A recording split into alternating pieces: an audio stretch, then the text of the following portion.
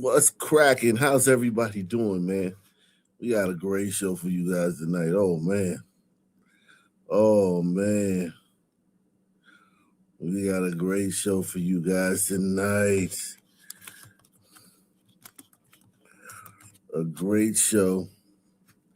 Everybody buckle your seatbelts, man. Hit the like button, man. On to the show. We going in, man. We going in. 1, 2, 3 into the 4. Snoop Doggy Dogg and Dr. Dre is at the door. We going in tonight, man.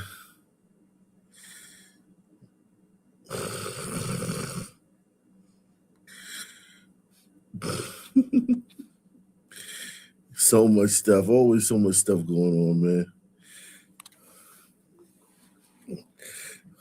The country and everything's going fine. The craziest thing about it, everything is fine. The only people, the only people,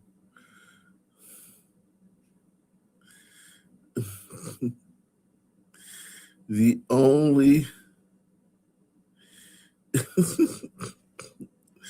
the only people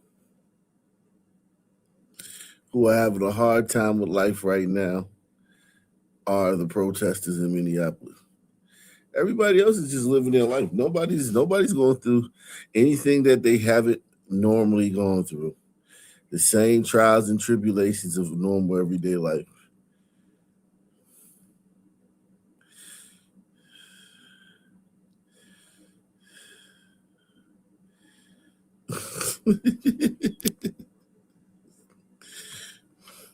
This is crazy. Gouch below in the building. Tim Walz cut a deal to work with Trump. Yeah, I mean, Trump's a deal maker. If I had to put my money on it, I'd guess Tim Walz got screwed in the deal. I wouldn't say that Trump.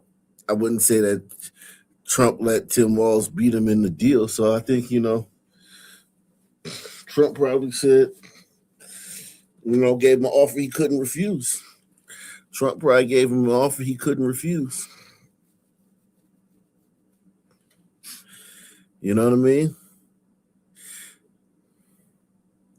Nothing. People are saying that Trump gave him, not amnesty, but pardoned him so he wouldn't have to, come up on crimes of inciting a riot or sedition. But I think those mayors, if you like you saw with Mom Donnie, right? You remember the Mom Donnie meeting? Those mayors, they talk a big game for their constituency at these rallies. And then when they get in front of Trump or they get on the phone with Trump, they don't talk like that. And Trump even said it. Trump said, "Oh man," he said, "Tim Walz is nothing like he is on TV." He said it was great. We had a great meeting.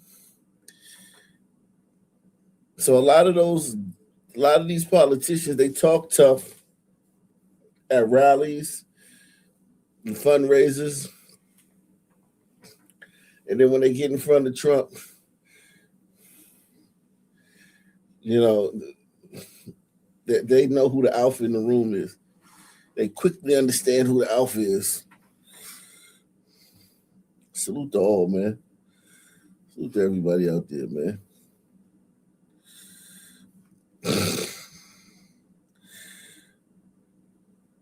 Trump is definitely the alpha in the room, man. He's the alpha.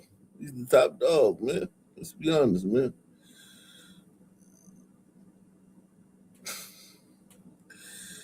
Let's be honest. He's the top dog, man.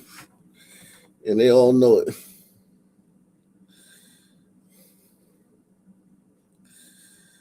They all know it. Everybody hit that like button, man. Smash that like button, man. Smash that like button for a player.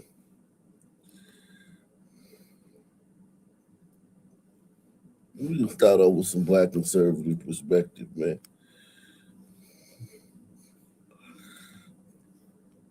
And round of applause for Congresswoman Omar's staff. Who's Did that guy just nudge him? Is this guy in on it too?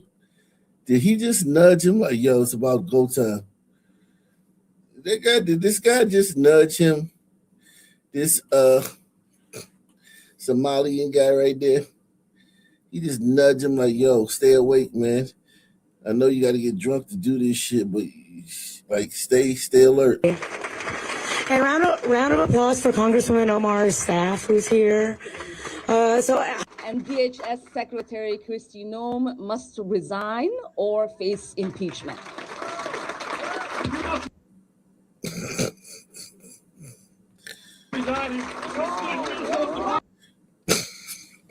No woman ever has done that. Yeah. No woman ever. Like, even Boone Sheik was in the ghetto. Ghetto Boone Sheik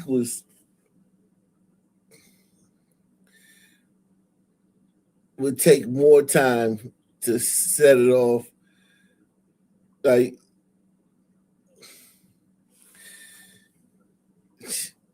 she knew what she was going to do before she did it. This was pre-planned. And round of applause for Congresswoman Omar's staff, who's here.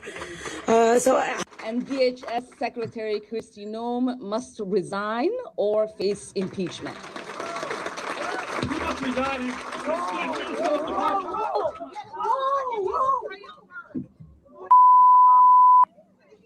I don't know. Oh my God, he's sprayed something on her. I need a napkin to know nothing. No, we will continue. No. No, we will continue this.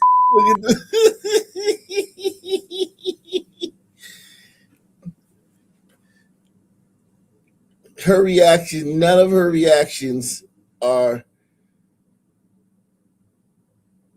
the animal kingdom, man.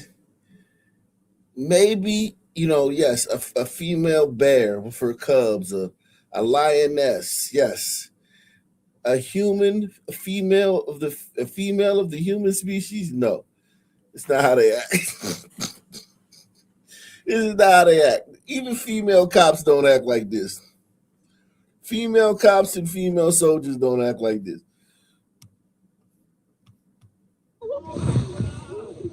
No, we will continue. No. Ilhan, you need to go get checked. No, we will continue this.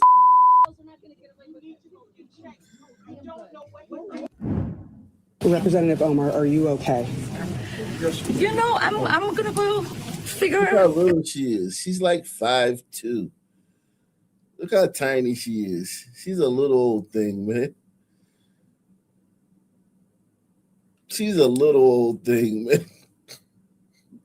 And a lot of times when women act like that, like when we see Boone Shikwa in Khadijah fighting at Chuck E. Cheese and shit, they're doing that because they have to. They have to. The threat is imminent, and the threat is dangerous, and there's nobody else to protect them. You know what I mean? When a group of girls are at a fucking club and they're fighting each other, they know that they have to protect themselves. This woman, she knows she has security. She knows she has security.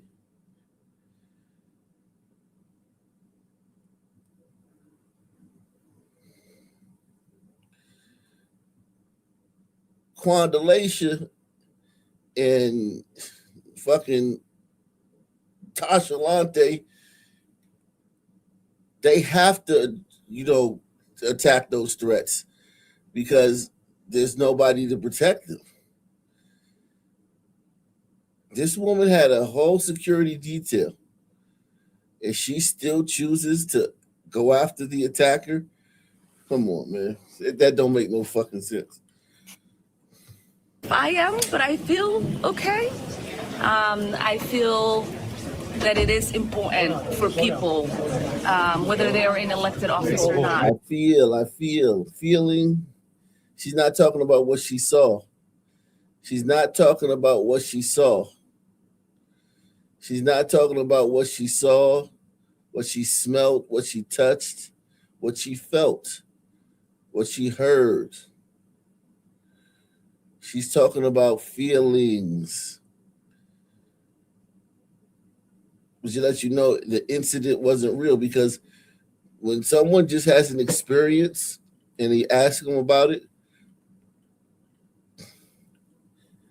they may say, yeah, I felt scared. But when they're describing the incident, they're going to describe what they saw, what they smelled, what they heard, what they felt.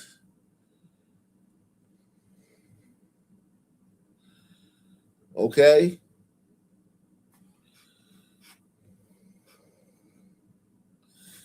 She's talking about feelings because this wasn't a genuine, real situation.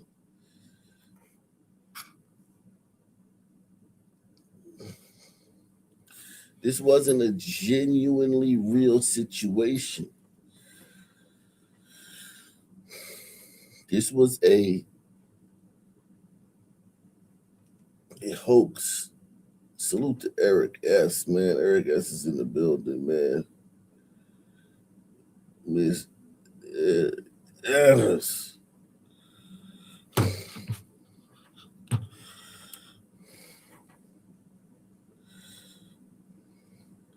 Yeah, no, they found out some stuff about the guy.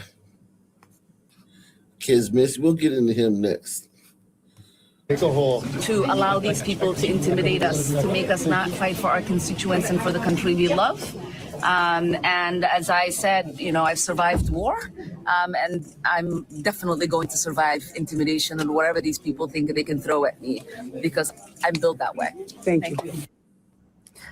Boy, oh boy, oh boy, oh boy, oh boy. So we got to follow up on the story involving the alleged attack on Ilhan Omar. Okay, if you guys didn't know, Ilhan Omar was sprayed with booty water, right?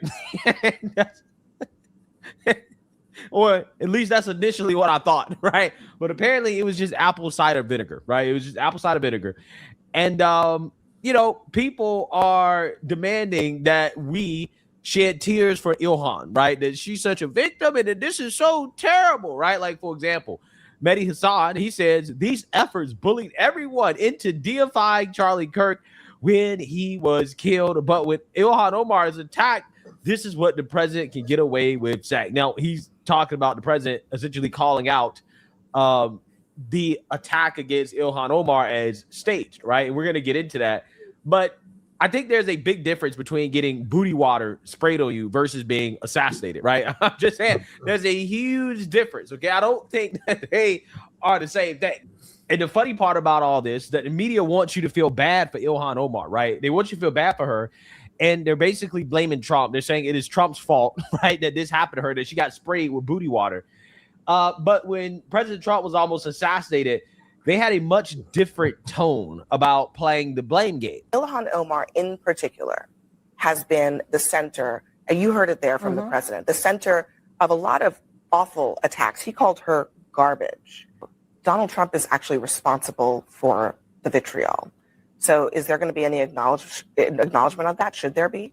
It's not about the politics of the individual. I mean, look at these people. The thing that they have in common is their complete lack of mental stability.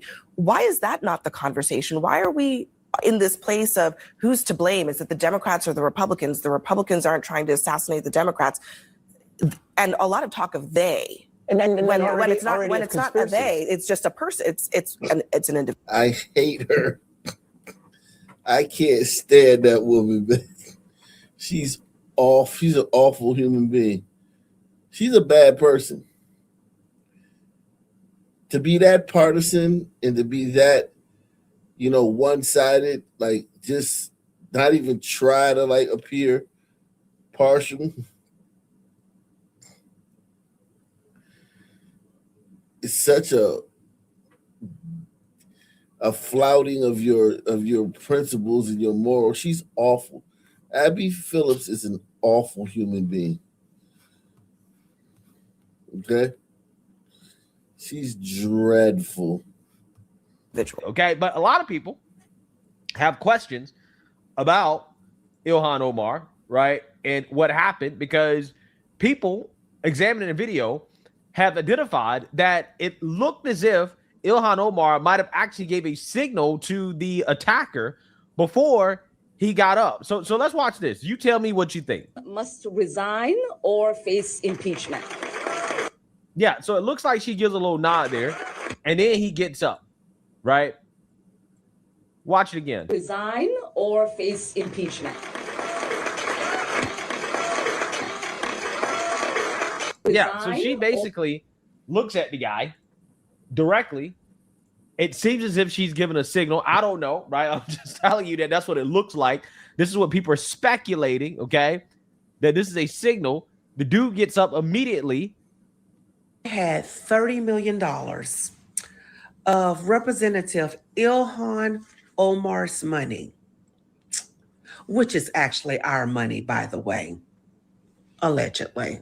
But if I had it, if I had $30 million of her money, I would put all $30 million on the fact that that little water in the face or substance in the face that happened at her little town hall meeting was in fact staged, allegedly. But that's what I would put her money on, which is our money, actually, allegedly. Come on, right in the front row. She gives him a little look. He gets up, walks up to her, and she has practiced unrighteous anger, flipping her hijab, shaking her little thieving finger. Let me guess, MAGA did it. Ooh. He was a Christian nationalist. He used to work for Turning Point USA. No, wait, he used to shine Trump shoes back in the late 90s. Representative Ilhan Omar, with all due respect, honey, you're not that important, except the fact that we want our money. The President of the United States is one of those people who said that, hey, I'm not falling for this, right? I'm not falling for this. I think that this was staged, right? That's basically what he said. And of course, MSNBC had a full-blown meltdown. Take a look. That's absolutely right, Honor. There's so much going on, including this scary incident that occurred last night while Representative Ilhan Omar was holding a town hall event here in Minneapolis. This is what we know, that during that town hall event, a man seated near towards the front row charged towards Omar, attacked her with a syringe and sprayed liquid through that syringe on her. Now, we don't know what was in that liquid. We do know that it had a pungent smell. It was said to have smelled like vinegar. In the moments after, a security guard tackled that man to the ground. Members of Omar's staff tried to convince her to... See the way the other women are acting? That's how women behave. Look at these women, the other women. Look at the way the other women are acting, and it didn't even happen to them. That's how women behave in situations like this. Near towards the front row, charged towards Omar, attacked her with a syringe and sprayed liquid. The women, look, she running away. This woman, she running away from the action. All the men are going towards the action, and all the women are, their body language or their momentum is taking them away from the action. Press 1. And that's how it's supposed to be. There's nothing wrong with that, man. I don't think there's anything wrong with that. That's just normal behavior. That during that town hall event, a man seated near towards the front row charged towards Omar, attacked her with a syringe and sprayed liquid through that syringe on her. Now, we don't know what was in that liquid. We do know that it had a pungent smell. It was said to have smelled like vinegar. In the moments after, a security guard tackled that man to the ground.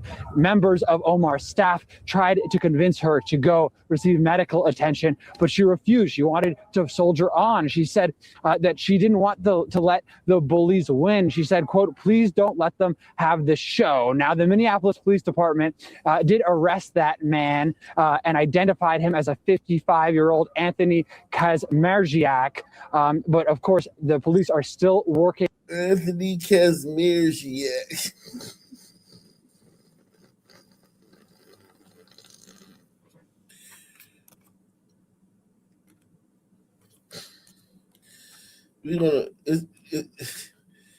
We're gonna see how serious this administration is, man. They're gonna follow up. They're gonna investigate this Anthony Kazmierczak guy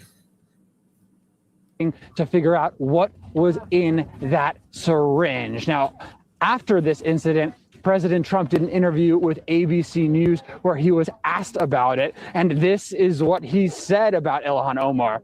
"No, I don't think about her. I think she's a fraud. I really don't think about that. She probably had sprayed herself knowing her." So President.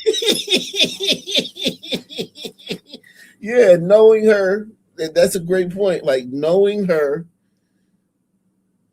she probably did that. Like, if we know her just from the last 5 or 6 years, she's been in our consciousness. From knowing her, and I would say the same thing about Jasmine Crockett too. If something like this happened to Jasmine Crockett, I would be like, "Yo, this is a hoax." Or any of the other squad, AOC, any of them. No, they're not important enough for anybody to try to do anything to. Like, they're just, their importance is overestimated. They're like little Make-A-Wish kids. You know, we let them, have their little position of power, little congresswoman position. And yes, do they have they, codified their power and have they, made alliances to get more power? Yes. But at the end of the day, they're just Make-A-Wish kids that we just let, let them sit at the big kids' table, but they really belong at the little kids' table. President Trump showing no empathy towards one of his favorite punching bags, Ilhan Omar. And this sort of rhetoric comes after the President Trump had previously claimed that he wanted to turn down the temperature here in Minneapolis. I want you to hear what President Trump had to say. We're going to de-escalate a little bit, but I will tell you, you look at the numbers, they're doing better than they've done in many years because we took thousands of criminals out of Minnesota. And of course, that claim that he's trying to de-escalate very much at odds with all of the other rhetoric from the president, including attacking the mayor of Minneapolis, Jacob Frey, this morning, saying that Frey was, quote, playing with fire for refusing to enforce federal immigration laws. In response, Mayor Frey responded to President Trump, writing on X, quote, "The job of our police is to keep people safe, not to enforce federal immigration laws." Anna? Ankush, the suspect in this attack against Congresswoman Omar has now been booked into county jail, charged with third-degree assault. What would typically happen next in this kind of incident?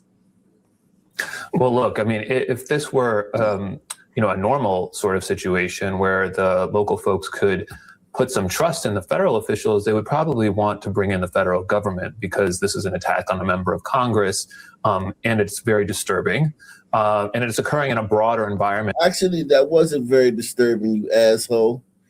That shit was not disturbing. That was just some scene.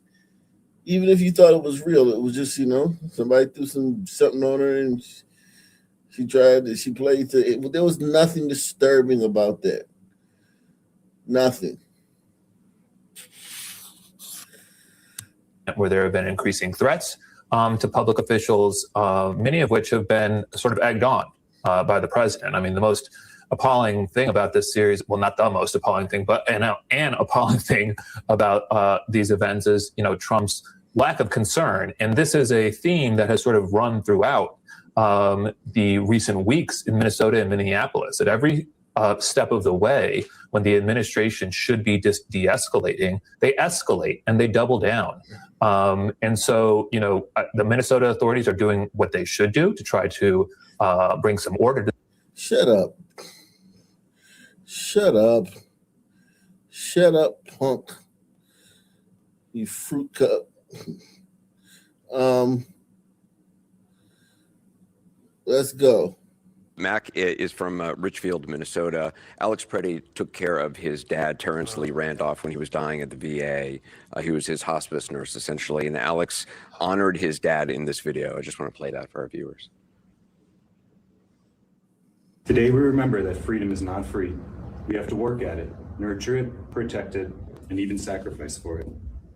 May we never forget and always remember our brothers and sisters who have served so that we may enjoy the gift of freedom. Mac, welcome. What's your question? Is there any transparency from feds on a timeline when their operation would be satisfied and they would conclude, or is this just the new reality? Mac, first, thank you for being here. It's got to be a pretty emotional thing, having someone that took such good care and had such deep respect for your dad get shot and killed in Alex Pretti. The question is, do we have some form of transparency in this investigation? How do we know that it will be conducted fully and fairly? No, actually, it's whether there's a timeline on I the operation from the feds. Is there any transparency on when maybe they would be satisfied and conclude this overall operation, or are they just saying this will just be ongoing for indefinitely? Look, we don't have a timeline as to when and how it will be drawn down. And I know that's as frustrating and as concerning to me as it is so many other people in our country, because look, Mac, you know this as well as I do. This is not about safety. If this were about safety, there would be so many important mechanisms where we could, in fact, partner. We have partnered extensively. We've partnered with the federal government, with the DEA, the FBI, the ATF, to successfully drive down crime. For instance, on the north side of Minneapolis, shootings are at a record low. Crime is down in virtually every category in every neighborhood. But that's not what this is about. And so do I have a timeline as to when it's going to end? No, that would be a better question for the federal government. But we're going to do everything possible that we can to advocate, to push, and to stand up for the neighbors who we love so dearly. What do you have to say to those who are arguably the majority, who feel that harsh words and public statements are not enough to address this crisis? I would say that they are exactly right. Words alone are not going to do anything. And that's why in the city of Minneapolis, we are taking clear action to change this. And the battlefield that we operate on is the battlefield of the law. We are right legally. The actions that have taken place in our street are unconstitutional. You can't randomly yank off the street a person because they happen to look Somali or they happen to look Latino. That is so irresponsible for him to say that. That's so irresponsible for him to say that. So irresponsible, man.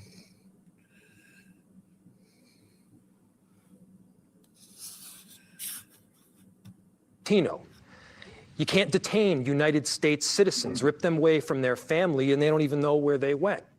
And so we have the law on our side. We are preemptively and responsively suing. We hope to get a ruling on that lawsuit in the next several days because, to Mac's point, Sophia, to your point, we can't just allow this to continue. But that's not the only work that's happening. People in this city, and God bless them, are standing up. Tens of thousands of people, they're the heroes in this story, peacefully protesting, standing up for their neighbor, delivering food for people that are afraid to go outside, taking a watch at a daycare to make sure that their friends, their neighbors, our family, we are a collective family, that they're safe. And if there's inspiration to take it from them. Take it from the tens of thousands, hundreds of thousands of Minneapolitans and Minnesotans that are standing up saying, you know what, we are better united, we are better together. And that, if nothing else, has been ridiculously powerful. I've never been prouder to be from Minneapolis. Minneapolis has taken a lot of criticism from the Trump administration for being a sanctuary city. Mayor Fry, can you explain what it means to be a sanctuary city, why Minneapolis is a sanctuary city, and why you believe being a sanctuary city makes Minneapolis a safer place? There's a lot of terminology about what is or what isn't a sanctuary city. But in Minneapolis, we have something called a separation ordinance. And what that ordinance states is that we do not work on immigration enforcement. We do not cooperate with federal agencies around immigration enforcement.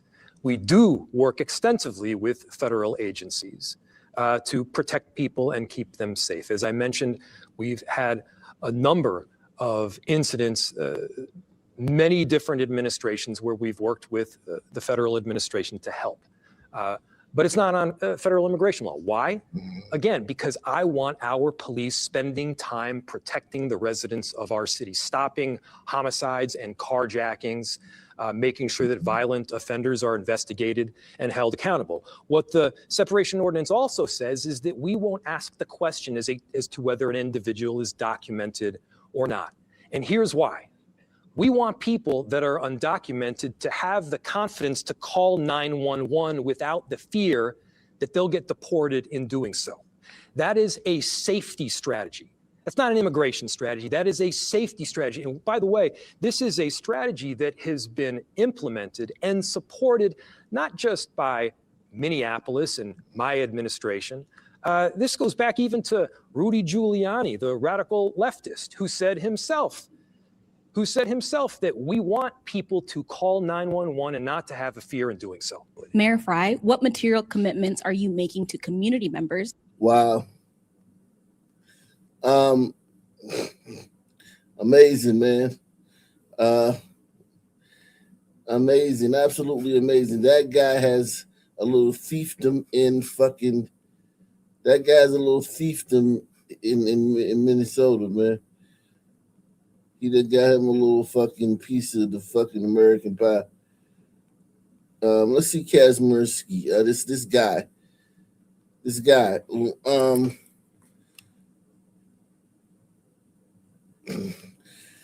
Kazmersky. His name blew up on Google.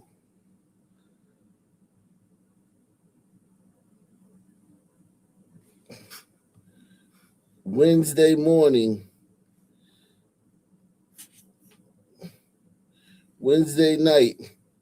when his name was revealed. Wednesday night, after his name was released, after Ilhan got attacked, his name started blowing up. But why? What's this?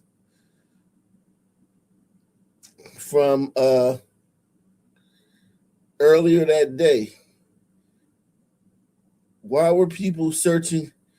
Why was there a bump in his Google presence? It seems like nobody ever searches his name. They searched his name earlier that day, and then he blew up that night when his name got released as the suspect. How's a random man? This is concerning. Like, what is this? Why was he being searched? I don't know. Well, I don't know.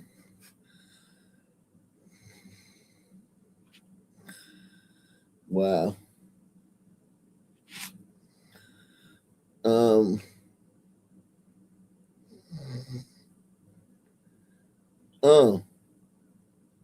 Is this him?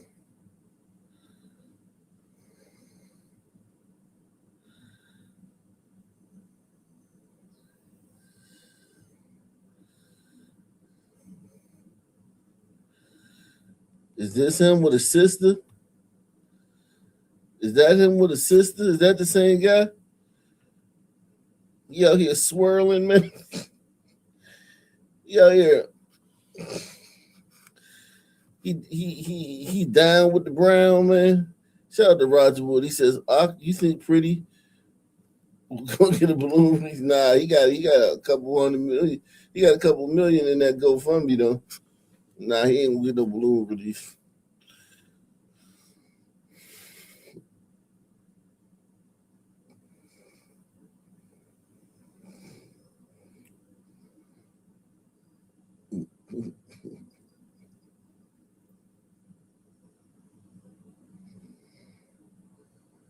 Mm. He got jungle fever. She got jungle fever. They got jungle fever. They're in love. She's gonna white boy crazy. He's gonna white girl crazy. They gonna go crazy. They're in love.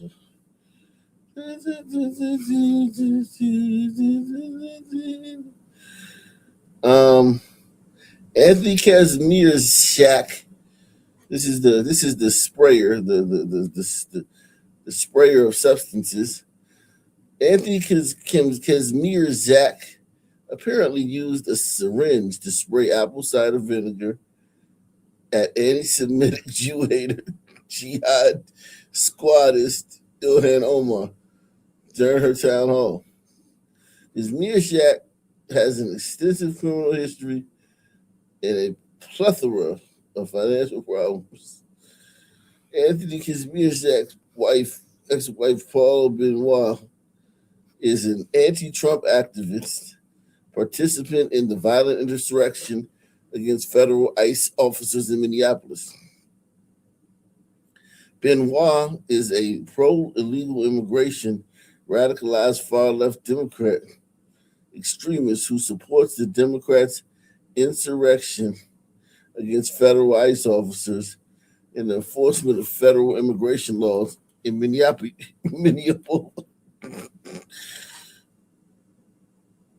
Benoit had those same exact political beliefs when she was married to Anthony Kazmierzak. So they're trying to say his wife is a bleeding heart liberal.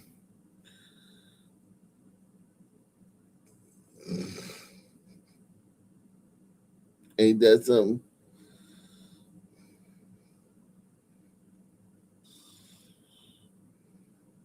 Mm-mm-mm.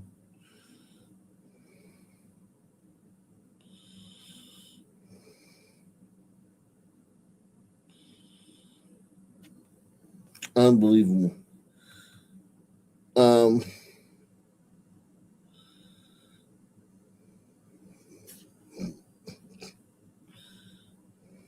Unbelievable. This is his daughters, right? This is the right wing psychopath that attacked Ilhan Omar. These are his daughters.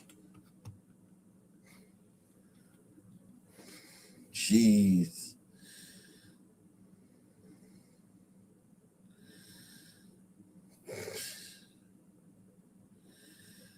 Jeez. Ugh.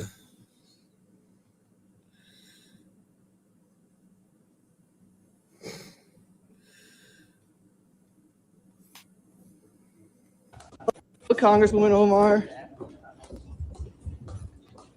DHS says they have no record of ICE pulling over your son. Why did you lie about ICE targeting your son? One more time. Why did you lie about ICE targeting your son, Congresswoman? Do you think it's responsible to lie about ICE targeting an individual in this time when domestic and Islamic terrorists are targeting ICE officials? You care to comment?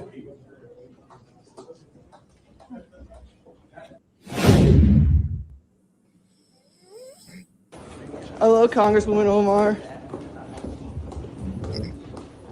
DHS says they have no record of ICE pulling over your son. Why did you lie about ICE targeting your son?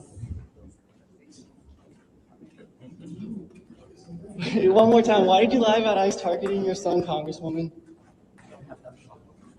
Do you think it's responsible to lie about ICE targeting an individual in this time when domestic and Islamic terrorists are targeting ICE officials? You care to comment?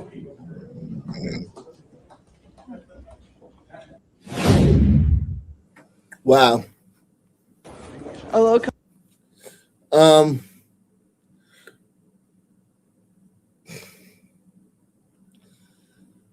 Wow.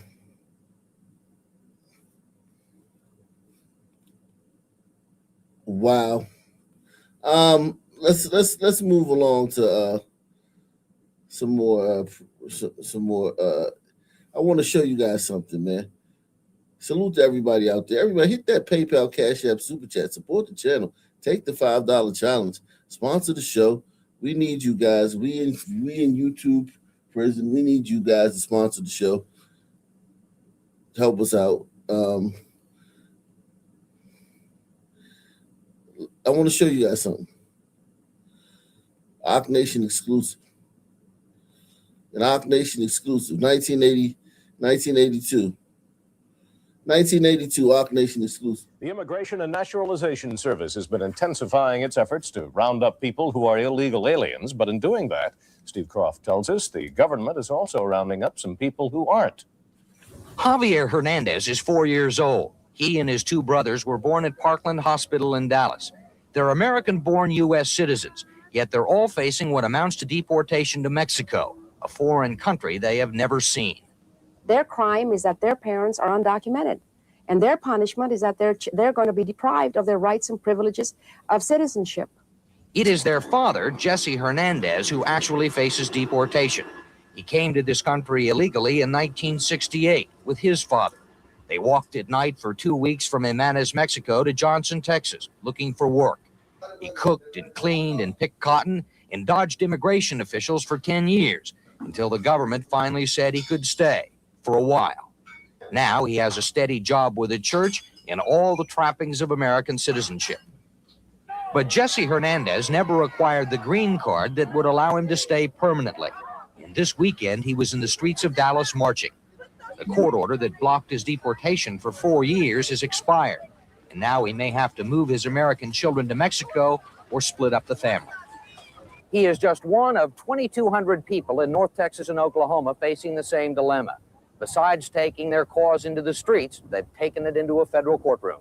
Days ago, attorneys filed a $5 billion class action lawsuit to block the Immigration Service from deporting families with American children. But William Chambers, the INS district director in Dallas, says there is no legal status for those with illegal beginnings. It has gone through the court system. It has gone to the Supreme Court, and the Supreme Court has upheld the fact that this is not illegal to do this. There is public pressure on Congress to tighten, not relax immigration policy. But Jesse Hernandez knows if immigration laws keep him out, the Rio Grande will not.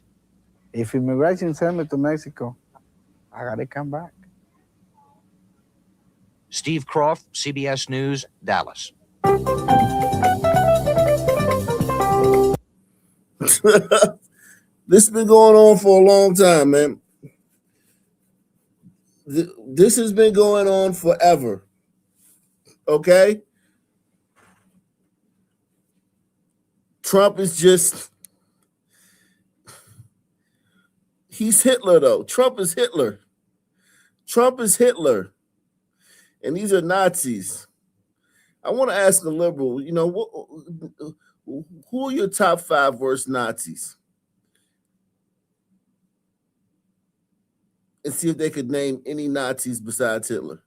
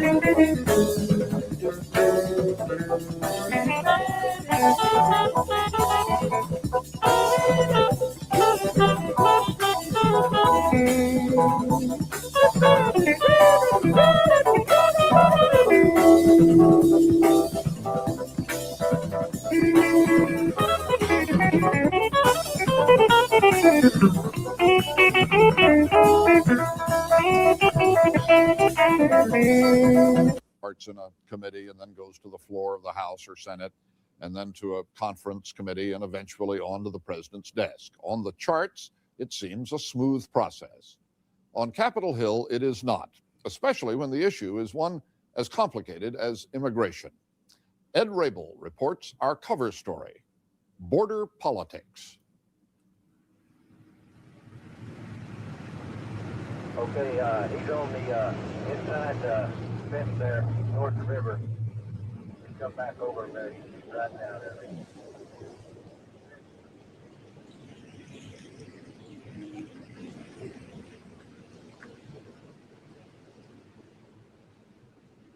Mr. Speaker, the stench from the rotting carcass of arrogant political partisanship lies heavily on the air of this chamber today. Mr. Speaker, your announced refusal to allow consideration of the immigration bill does a disservice to my constituents, to my part of the country, and to the entire nation.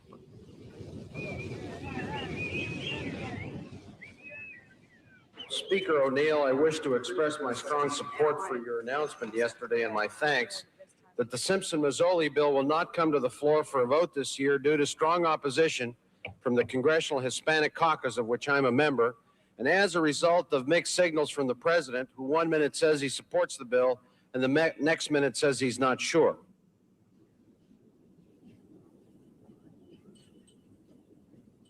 If the Speaker doesn't want the bill to be debated or voted on, it's dead. There will be no debate. There will be no vote. Now everyone should silently apologize to George III, and that's your civics lesson for the day. Every year, millions of illegal aliens, most of them from Mexico, burst across the border stretching from California to Texas in a desperate search for work, for a job.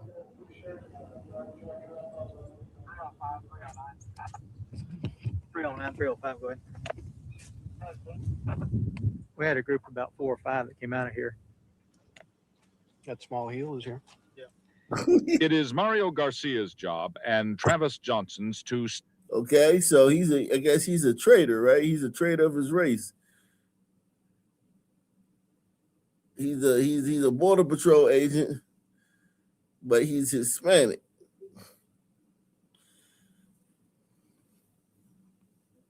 $1980s. Stop them, to catch them and send them back. The Border Patrol has only 1,900 men to police the Mexican border. The border is more than 2,000 miles long. It's an impossible job. It's something that's going to continue and something that I personally don't feel can ever be stopped. The only thing we can do is try our best to try to slow it. But I don't feel that we'll ever be able to stop it completely.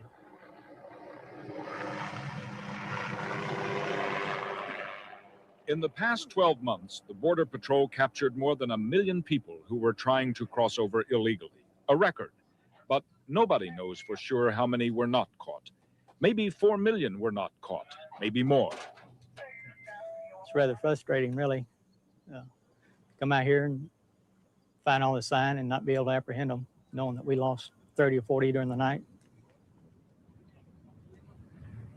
Not all of those who come in stay. Some work at menial jobs for a short time, then go back across the border. Some try to stay to make lives for themselves here. Nobody knows how many. The United States doesn't like to admit it, but it does not control its own border with Mexico. This year, Congress moved to take control. In May, by an overwhelming vote, the Senate passed the most sweeping immigration policy in more than 30 years.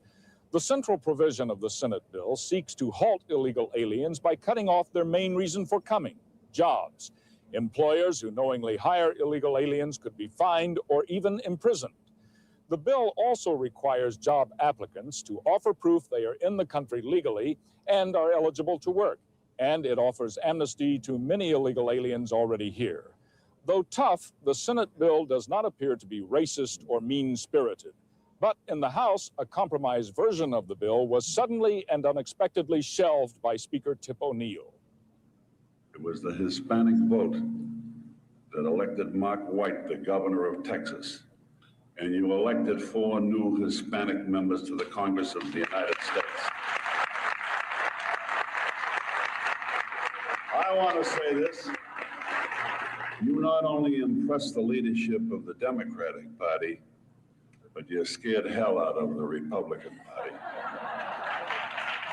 You worried them so much. I think it's blatant, cynical, partisan politics. The Speaker of the House is not a czar. He is not a dictator. He's not even the Prime Minister.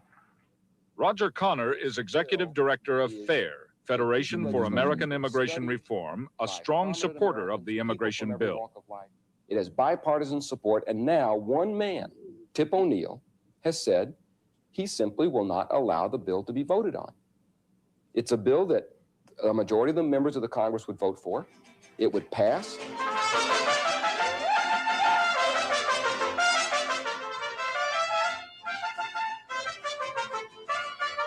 Maybe, but there are good reasons to believe the bill would not have passed. Hispanic Americans, the fastest growing minority in the United States, most strongly opposed the bill, though they were not alone. They feared employers would play it safe and hire non-Hispanics rather than risk hiring illegals.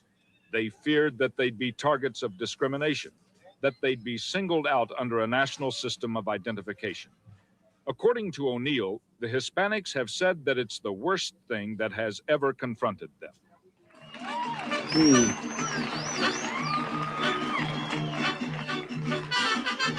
What were the factors that drove Tip O'Neill, do you think, specifically? Well, I think, first of all, the prospect that Ronald Reagan might have vetoed such a bill and thereby cut into the margins of the Hispanic vote. That's number one. Haynes Johnson is a political writer for the Washington Post. There are splits in the ranks of labor. There are splits in the ranks of liberals. Across the board, there are people who disagree with virtually every portion of the bill. And why alienate them in terms of a Democratic leadership position where you have the alternative of doing nothing? ¿Cómo se llama usted? Martín Ibarra. ¿Dónde nació? At the border near McAllen, Texas, across from Reynosa, Mexico, the problem of illegal immigration focuses, becomes relentless. You speak English? Yes, sir. These are not aliens. They are Mexican Americans who are used to being stopped and questioned, but their resentment shows. How long you live in Michigan? About 2 years.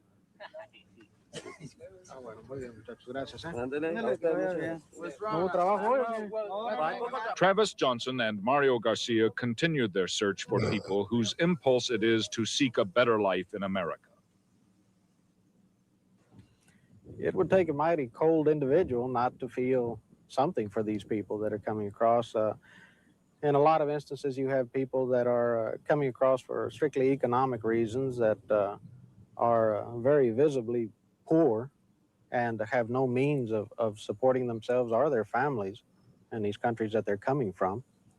And there have been many instances where we've run across people that have not eaten for several days, have gone without water, are barefoot. There are greater themes at work here than politics. There are issues about fundamental American beliefs, about how we view ourselves and our own immigrant past.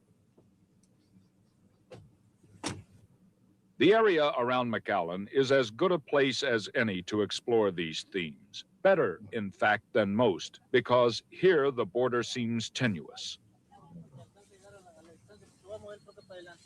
It is time to harvest cucumbers in the Rio Grande Valley.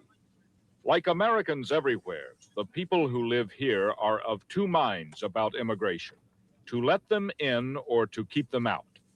It is an issue they face every day.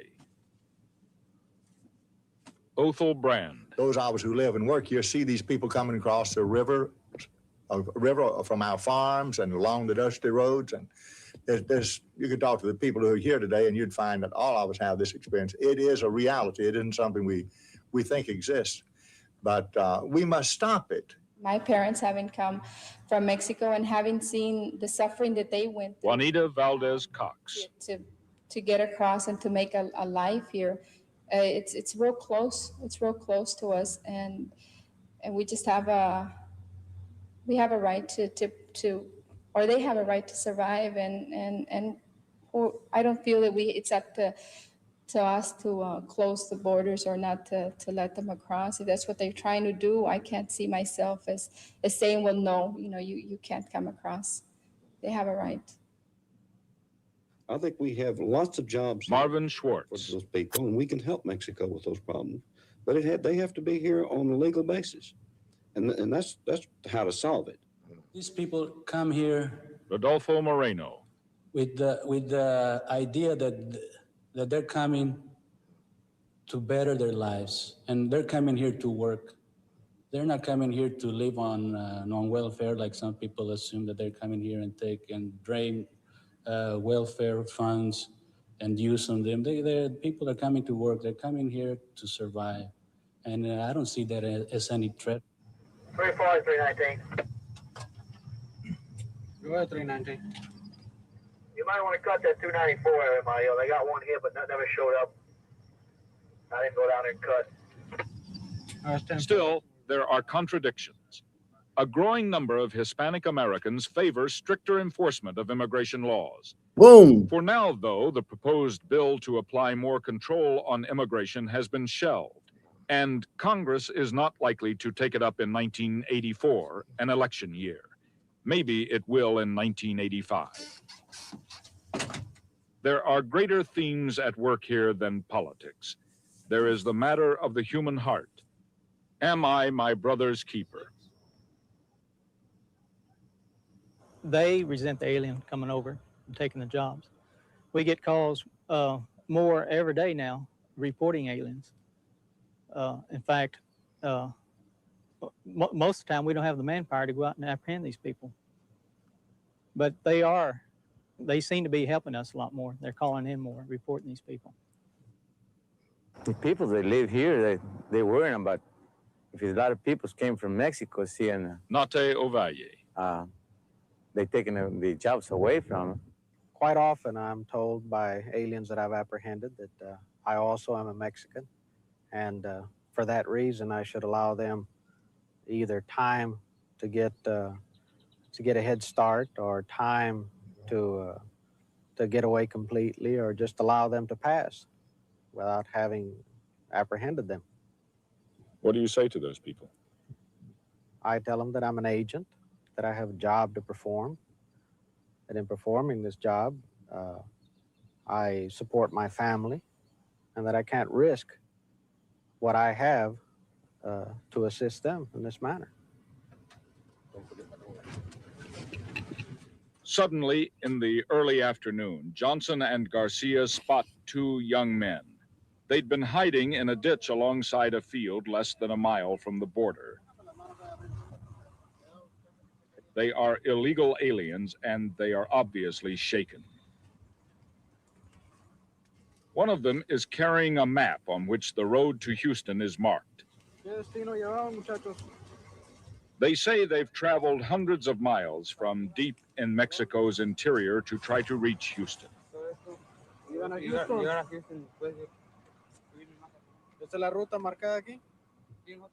They say they do not know anyone in Houston, that they have come to the United States to study and to work. Pero en realidad ustedes quieren trabajar. One of the men is 21, the other 18. The 18-year-old says he was not afraid to come to the United States. This is the only country where there is any hope, he says. When there is no work in your own country, he says, when you are afraid you will die, you will do anything to hope. Necesito tus iniciales aquí para indicar que no dejas cosas personales en los Estados Unidos y que no se te debe dinero, ¿eh? Less than an hour later, the two agree to return to Mexico. Nearby, other illegal aliens caught by the Border Patrol are also being processed. In 8 hours near McAllen, Texas, the Border Patrol has captured 12 illegal aliens.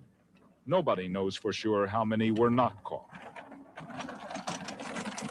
There is no hope for them this day. Maybe they will try again. Nobody knows for sure. Haynes Johnson. We've always had a sort of sense of Americans of the country. The more things change, the more they stay the same. This shit been going on forever. This shit been going on forever.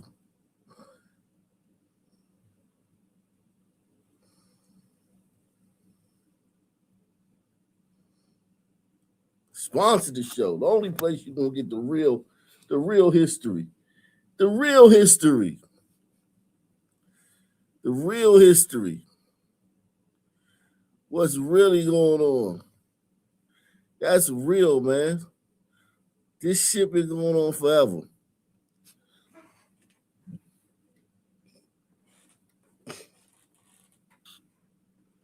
This shit has been going on forever.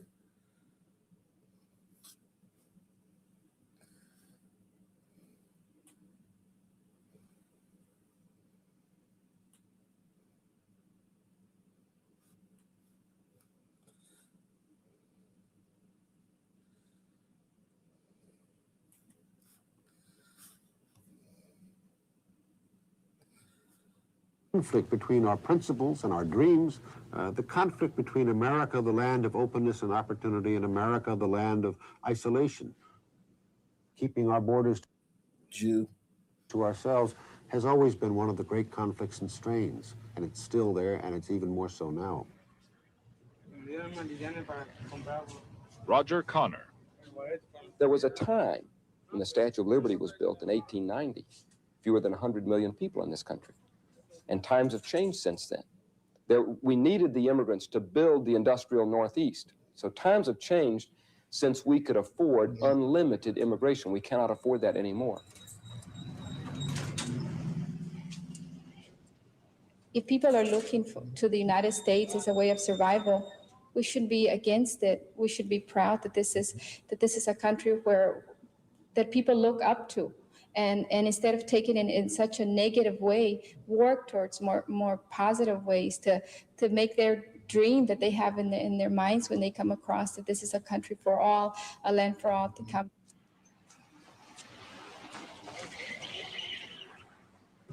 X-ray 305. Go ahead. You had any more traffic? Tejano area? Well, two hits on 107 this morning at 0149. If you've got traffic there, it's pretty long. Leaders of the Hispanic community in Houston are denouncing a federal judge for the light sentences he imposed on 3 city police officers convicted of killing a Mexican-American after they arrested him for intoxication. Judge Ross Sterling originally gave the officers 1 year in prison, but a federal appeals court ruled the sentence was too short and ordered the judge to re-sentence the men. So Judge Sterling complied by adding 1 day to the original sentences. More from David Dick. The 3 former Houston police officers, Stephen Orlando, Joseph Yanish, and Terry Denson, hurriedly left the federal courthouse without making any statements. They remain free on bond. Their new sentence, 1 year and 1 day, to run concurrently with 1-year terms already imposed for the beating of 23-year-old Joe Campos Torres. His body was found in 1977 in a bayou, a stream of water that runs through downtown Houston. The 3 officers had been accused of throwing Torres into the water. 2 juries have heard that accusation, and all of the witnesses testified relative to that accusation and found them not guilty of pushing them into the bio. The judge who imposed sentence in this apparently took heed to what those two juries, 24 citizens of this state, have said. Well, what it means for practical purposes is we have essentially the same sentence that we started off with. We're very pleased with that. We do not intend to appeal that. I think the Torres case here in Houston is finally over with. The case itself may be over, but not the angry reaction in the Latin American community. I leave the responsibility totally on the judge being insensitive. He needs to be removed. Legally, you know, the action is that it's very hard to remove him under the statutes, but we are going to be mobilizing and taking whatever action is deemed necessary. Since no appeal is planned, the three are expected to begin their terms in a few weeks. A defense attorney says they could be out on parole within 10 months. David Dick, CBS News, Houston. Well, it turns out that a Frenchman's castle may no longer be his home. And it with turns American out that and other banks on restructuring and stringing out their loan paybacks in the face of drastic drops in Mexican oil revenue. Perhaps no moment would better symbolize the meaning of this week's salute to the Statue of Liberty than the swearing in of new citizens Thursday night. They might stand for the some 600,000 legal aliens who come to this country each year. But they are only part of the story. It's estimated there are anywhere from 300,000 to 2 million illegal aliens arriving every year in the United States. Far from the lady who lifts her lamp beside the golden door, national correspondent Bernard Goldberg looks at some illegal aliens, why they run the risks to come, and what they find after they arrive. It's 9:30 just outside El Paso, Texas, less than a mile from Mexico. A freight train is passing bound for California, and U.S. Border Patrol agents have been waiting for it. They're looking for human cargo.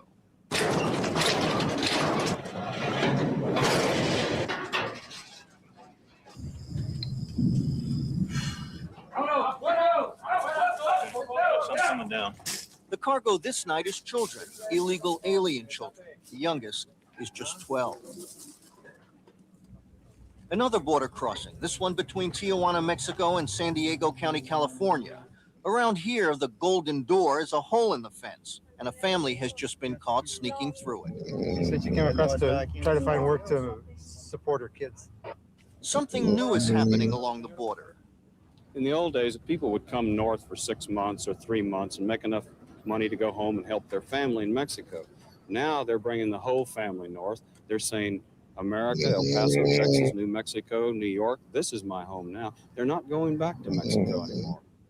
It's dusk and they're waiting for nightfall when it's easier to get in. They're part of the greatest wave of illegal immigration in U.S. history. In 1965, the Border Patrol made 110,000 arrests nationwide. In 1975, 766,000. This year, an estimated 1,800,000. And for every one the Border Patrol catches, at least one more makes it through. You catch the same guy 3, maybe 4 days running, you'll see him. And then all at once you don't see the guy no more. Does that mean that the guy gave up and he went all the way back to Guadalajara? What do you think? I think that means that this time he finally made it. They all say they need jobs, that they can't survive in Mexico anymore. Once, the Statue of Liberty was only a vague and abstract promise to the tired and poor. Today, for them, it's a literal invitation. Come to America, bring the family, stay a while, stay forever. The idea that we can blindly say, give me your tired, your poor, your homeless yearning to be free, when we don't even do a good job on our homeless, our poor, that I think is absurd. Absurd or not, in this country, it is not illegal to hire an illegal. So federal agents may raid a construction site in Denver and round up the usual suspects, illegal aliens, but everyone knows they'll be back. Because officials say until it becomes a crime to hire illegals, the United States is sending a message. And that message simply says, if you can make it past this little thin green line of Border Patrol agents, if you can make it past it, you'll get a job, we'll educate your children, we'll take care of you, we'll ignore your illegal status. And there are those who say that's exactly how it ought to be. I say that we were here before the Pilgrims landed in New England. We have a historical and a legal right to be here. Do you have a right to sneak through the fence? We have a right to come to our homeland. But when they come, they often find the dark side of immigration in America. While these illegals were working a field in California, a Border Patrol agent showed us how they live and how they hide. These are their homes. However, the aliens live underneath this structure in the ground. See all the mice? See the rat? Yeah, the rats and mice. And this is where they live. Now, what is this? This is an entrance? That's an entrance. That's where they sleep, right in there. It's like living like rats. Just like rats. I think it's probably better for rats. Rats are used to it. Humans aren't. Still, they keep coming. The lights of Tijuana behind them, the prospect of a better life just up ahead. They keep coming to join the millions of other illegals already living in the United States, perhaps 12 million. So anybody who's determined to get through, sooner or later, if they're determined, they're going to make it. It's not that hard. It's really not that hard. So along this border, there's nothing vague or abstract about the Statue of Liberty's promise to the tired and poor. America is having a party this week, and they're coming, formal invitation or not. Bernard Goldberg, CBS News, along the Mexican border in California.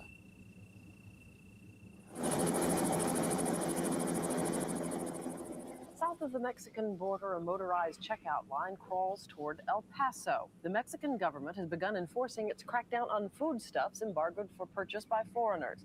And the customs men are stopping one out of three vehicles to search for contraband, that is the edible variety. Tortillas, bread, vegetables. Since the devaluation of the peso, foreigners have been heading south to raid the Mexican grocery shelves. Sugar, for instance, sells for 10 cents a pound or less. So far, customs merely warns the offenders, but a week from now, they're going to begin confiscation. How do the United States and Mexico get along? Disagreeably, as usual. Let me count the ways. Oil, immigration, fishing rights, unrest in Central America of the sort that's going on in El Salvador today, trade. The United States and Mexico disagree on all those things and on many others. The United States and Mexico just do not speak the same language. Our Sunday morning cover story, reported by Ed Rabel, Mexico and Us.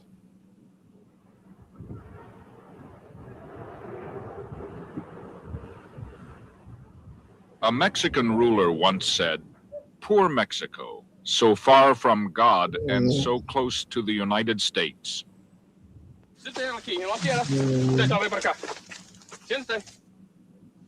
There was a time when Mexicans did not have to come here this way. This was their land. San Diego, San Francisco, Tucson, Santa Fe, places Mexicans could call home. Now they must have permission to come and work here. Without it, they are called illegal aliens.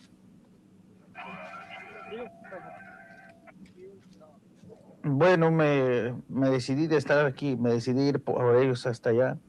Entonces me los traje por el río. This family crossed the Rio Grande on an inner tube. Abandoned by their guides, they walked through snake-infested wasteland. They said they would do it repeatedly to get to America. Por tal del bien de mi familia, puede ser que se arriesgue mucho. Pues sí, sí existe siempre. Pero por tratar de vivir un poco mejor, de estar mejor en los Estados Unidos, es lo que trata uno, por eso venirse para acá. Bueno, pues primeramente la educación de mis hijos, que dominen los dos idiomas. Entonces, pues creo que aquí hay más posibilidades de que si ellos estudian, pueden hacer algo mejor, ya que aquí hay mejor oportunidad. Quizás con el tiempo puedan tener mejor oportunidad de ellos que la que tenemos como nosotros que vinimos de allá ya grandes.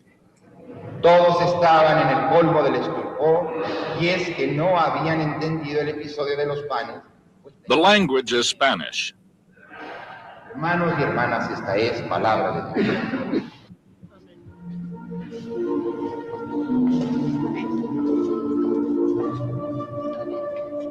The people are Spanish descendants. In fact, Spanish descendants account for more than half of this city's population. It is San Antonio, the 10th largest city in the United States. It too was once a part of Mexico. As the Mexicans see it, we took 1/3 of the historic Mexican territory away from them. This is something that I don't think lies strongly in the mind of Americans. The winners don't think of it quite this way. Dateline, Columbus, New Mexico, March 9th, 1916. There have been several hundred actual violations of Mexican territory or Mexican sovereignty by the United States. These are still raw wounds. They're very conscious of it. And to them, it was a humiliation. It was a sign that we did not respect them as a fully sovereign nation. Historian T.R. Fehrenbach writes about Mexico and Texas. There is a definite feeling in Mexico that somehow the rise of this great, powerful English-speaking nation, this colossus of the North, on the North American continent, aborted and thwarted their history, which could have been the rise of a 200 million strong Spanish-speaking empire. When you've been quarreling with your neighbors for nearly 100 years, making up is hard to do. But last week, Ronald Reagan went over to his neighbor's house to try to patch things up. This was the first meeting ever between an American president-elect and the president of Mexico. The idea that the new Reagan administration will become militarily involved in El Salvador's internal affairs is a big issue in Mexico. The rest of Latin America looks to Mexico as a leader in that part of the world. President López Portillo has already warned America not to interfere. Just how much of its billions of barrels of oil Mexico will be willing to deliver to us is a big issue in the United States. López Portillo says Mexico will limit its production. Because of Mexico's political and economic importance, America is paying its southern neighbor more attention than ever before. Americans want more and more of Mexico's oil to keep flowing across the border. But what many don't want crossing over are the Mexicans themselves, the hundreds of thousands who come here illegally in search of jobs. Well, work's hard enough as it is. It's hard to make a living without them guys coming over here and taking it away from us. It takes work away from a man from the United States, from his own country. And wages, of course, will drop because they'll work for little or nothing. What do you think the government ought to do? They need to stop it. It has to come from the government to stop it. They have to only be legal people working here or leave them back where they let them work where they come from. And we couldn't work in Mexico. They don't allow that. The people over here in the United States, they got to make a living too. And so why should they come back from over across the border and then come back in and take your job away from you?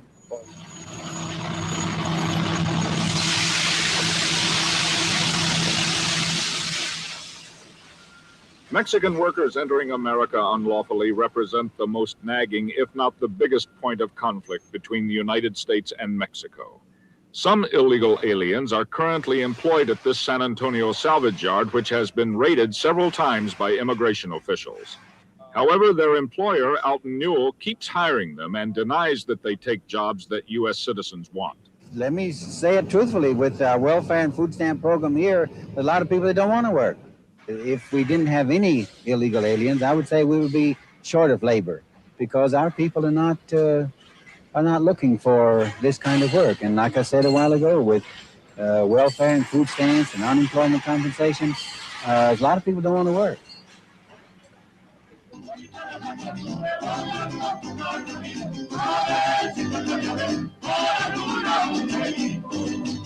There is the view that America would have a tough time without the undocumented workers. There is also the view that Mexico would have even a tougher time with them. Mexico has a typical third world economy in the sense it's a very poor industrial infrastructure, has a very low impoverished base. It is not industrializing or creating jobs or opportunity nearly as fast as its population is rising. Consequently, they need the safety valve. They need to send some millions of their young people to work in the United States, where they not only get rid of them and their unrest at home. Remember, 40% of the Mexican working population is either unemployed or underemployed. It's a figure, it boggles the mind. if we do not help Mexico in some sense solve this demographic time bomb, then we can absolutely destroy a regime such as Lopez Portillo's. And what we would get would probably be much less to our liking. They are so desperate, so hungry to come here that they are willing to risk anything, even death. Many died last year after the guides they hired to protect them from the Border Patrol abandoned them in the scorching desert.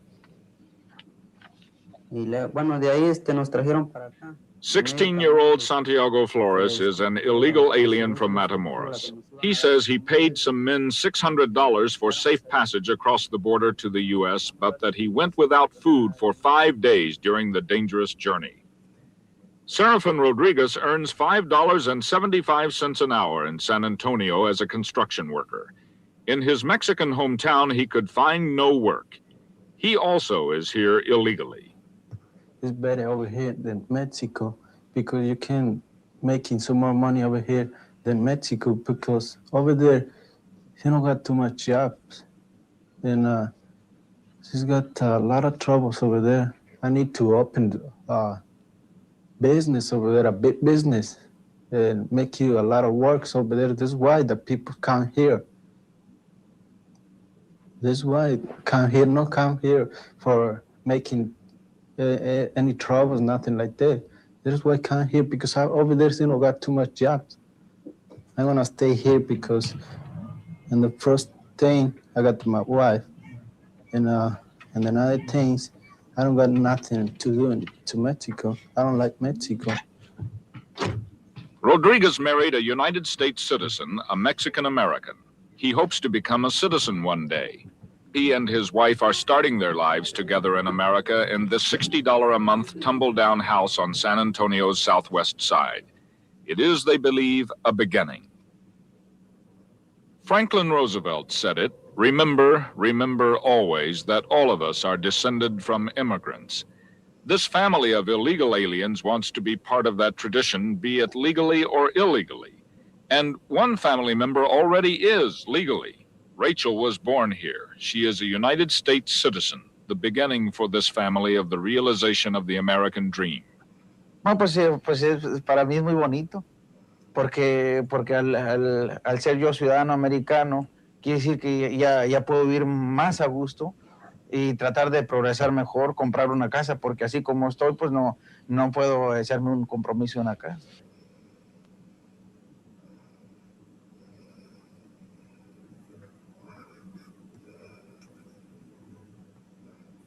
Man.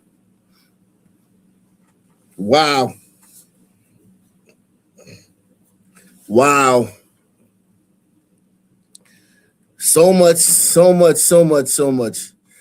there, man. The newsman didn't give you his opinion. That was so wonderful hearing some news where the newsman don't give you his opinion. Don't try to demonize. They didn't talk about Reagan like he was Hitler.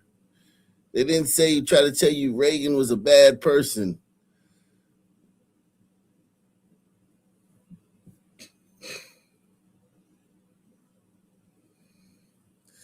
They didn't try to tell you what to think.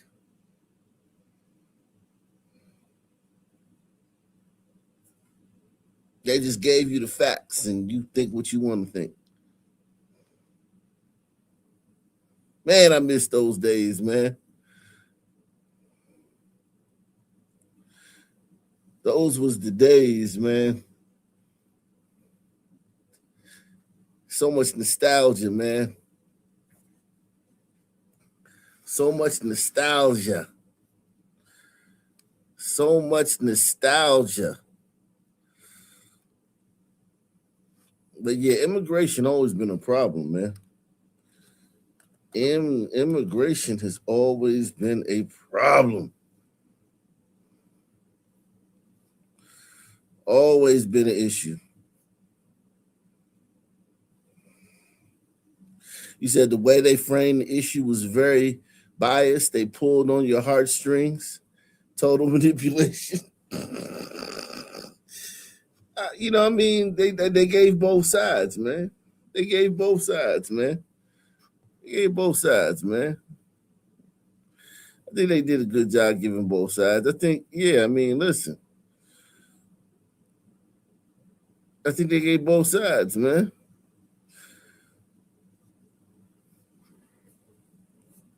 You know, they didn't talk about Mexican gangs, but you know, that could just been left out. You know, what I mean, they could have done a episode on that just didn't get included.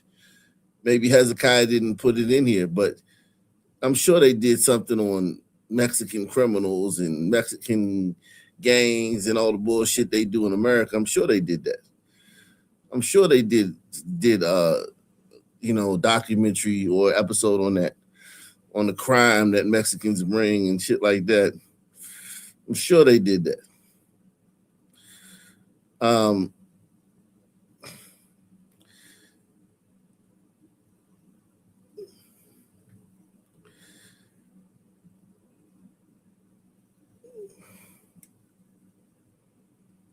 Well, yeah, this is that's a time capsule, man. That just lets you know it's nothing new under the sun, man. Nothing new under the sun. Nothing new under the sun. Okay? Nothing new under the sun. He said, "Who cares about illegal both sides? I don't care about illegal aliens' feelings."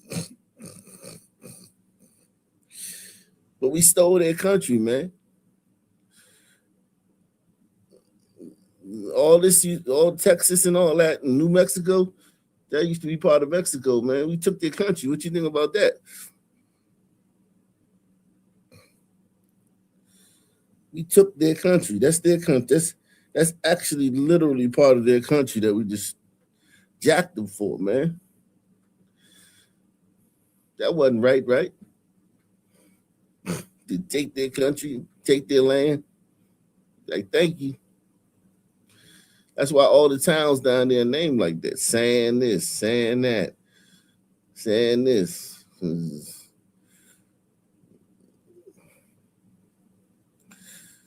Santa this, Los that, Las this. We took it from them. We didn't even change the names, man. We just took their land and kept the names, man.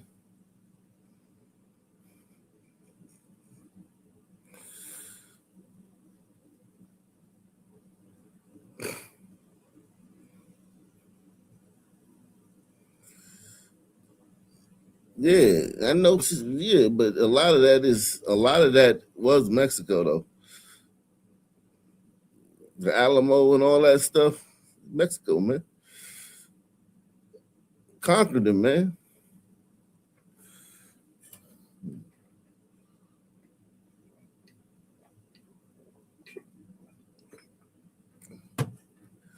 But yeah, I still say, deport every last one of them. I don't just want to deport the criminals, man. I want to deport every single one of them. I mean, every single one of them. I want to deport every single illegal.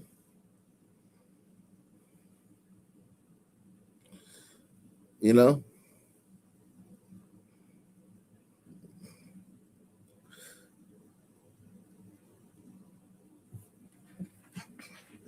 They need to take what they've learned here and living here, take it back to Mexico, industrialize Mexico, man.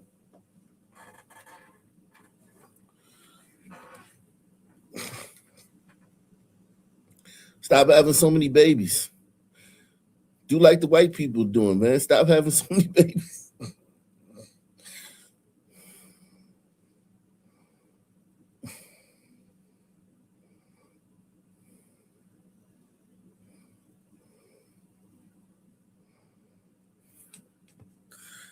Yeah, but there was a lot of Aztecs in this one.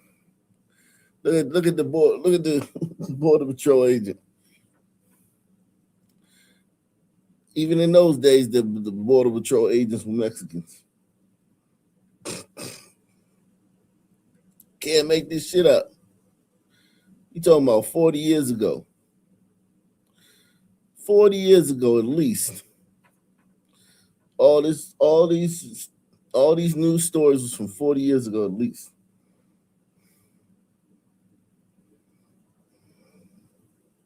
$45 years ago.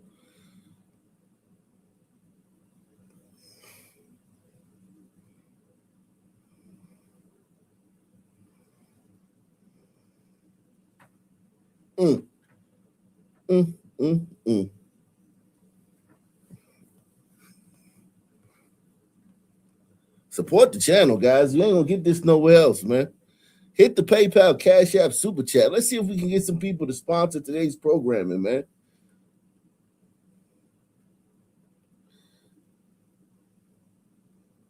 You can't get this nowhere else, man.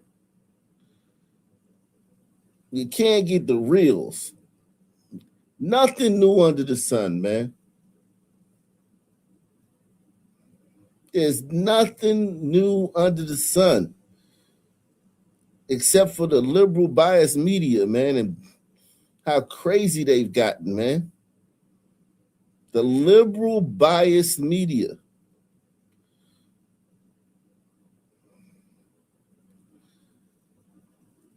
That's the only difference.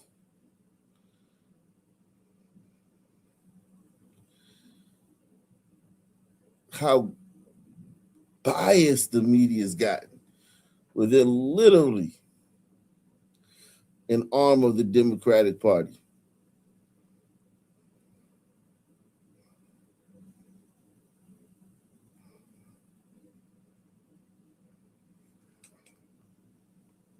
That's the only thing that's changed. Nothing changed. They were doing the same shit back then, treating Mexicans the same way. Rounding up. They said one year they rounded up 1 million of them.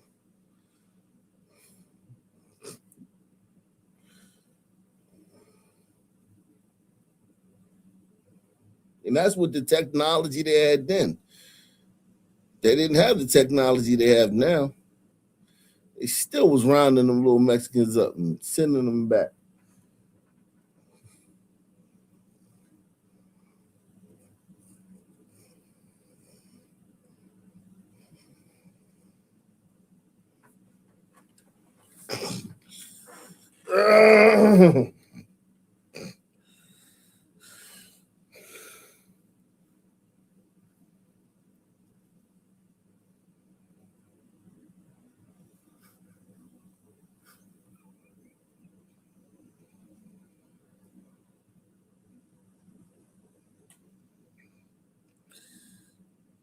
Yeah. And they can't fix. And here's the thing. These people, they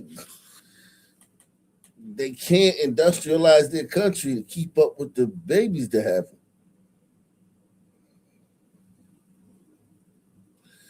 And then they probably think, why industrialize? Why do all this stuff? Why create all this infrastructure when we can just run them when our neighbor has all of it? We can just go to our neighbor and borrow a cup of sugar. Borrow a cup of sugar from the neighbor. Borrow a cup of flour from the neighbor. See if you can borrow a half a pack of bacon from the neighbor. So they like the lady who send their kids over to borrow a cup of sugar. Y'all don't remember that. Back in the 80s, that used to happen. Mothers would send their kids over to your house. If you weren't poor like they were, little kid be knocking on your door, you come to the door. My mother said, could she borrow a cup of flour?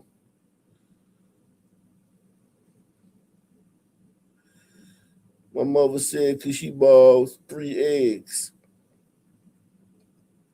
and a cup of flour? They would send the kid over to pull at the heartstrings.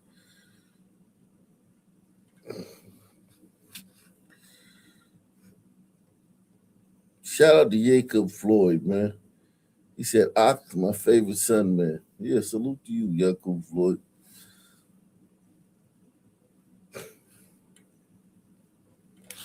Yeah, man. I'm telling you, man, straight up and down, man. Shout out to Deluxe 247, aka Cal Ripken, aka the real MVP, coming through once again.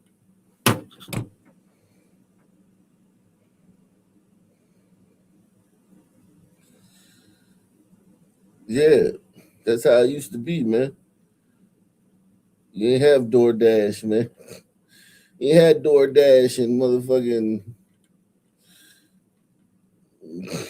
Uber Eats and shit.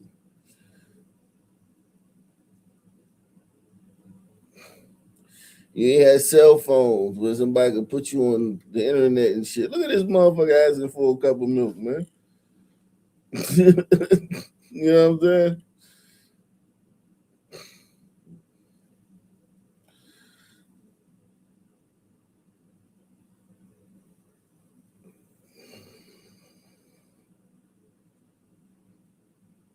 Yeah. Probably pancakes, yeah. You know, lady want to make her kids some pancakes. And she don't have no flour.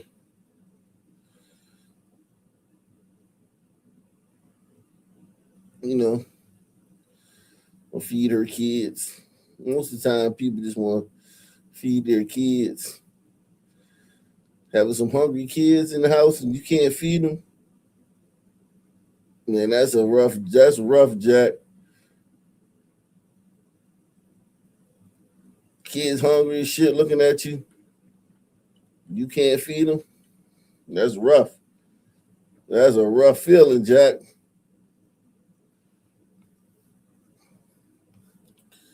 That's a rough feeling, Jack. I'm telling you.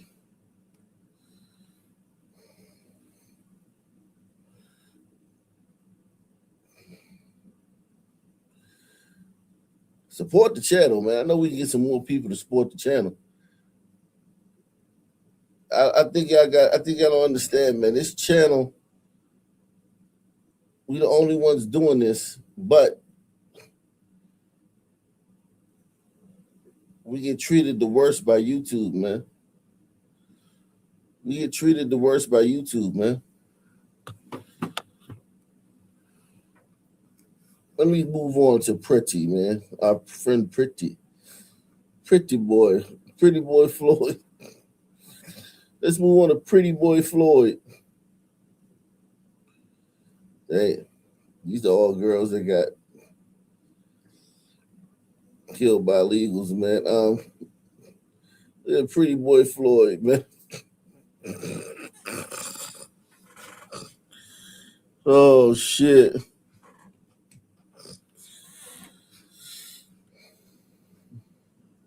It's like, yeah, we gotta soften him up, man. We gotta doll him up, man.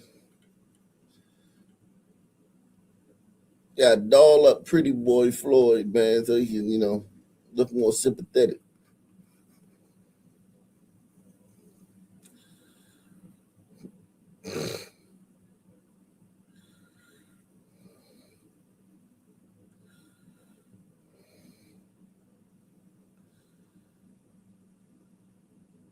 He said, photo 1, Alex Pretti.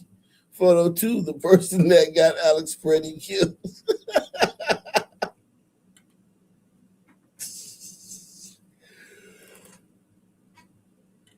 Holy shit.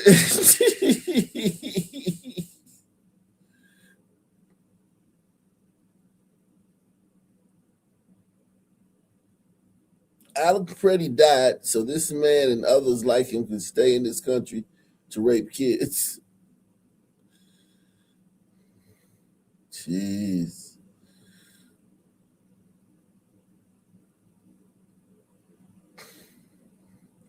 I took no pleasure in Alex Pretti's death. However, there's no scenario in America where resisting arrest while being armed will end well. This tragedy was avoidable, and it's on Tim Walls.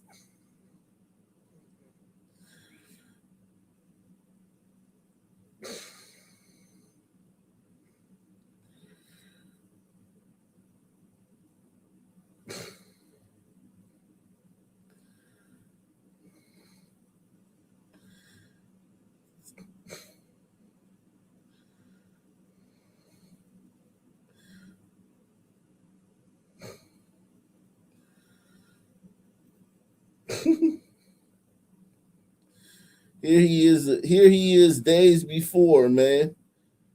This is the week before he was ultimately killed, man. Alex Pretti, man. Pretty boy Floyd. Look at you! Pepper spray, bitch! Fucking something, motherfucker! Fucking fuck you guys! Fucking trash! Fucking trash! Look at you! Pepper spray, bitch! Fucking something, motherfucker! Fucking fuck you guys! Fucking trash! Fucking trash!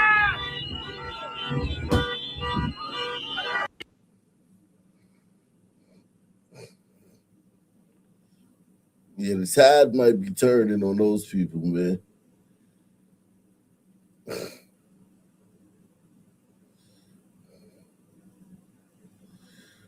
The tide might be turning on those people, man.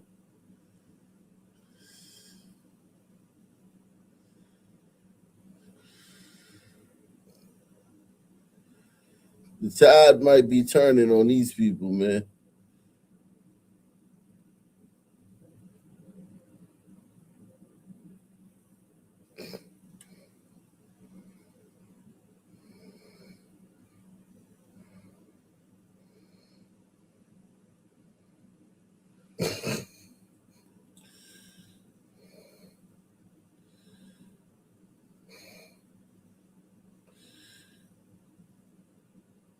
Alex Pretti died supporting white genocide.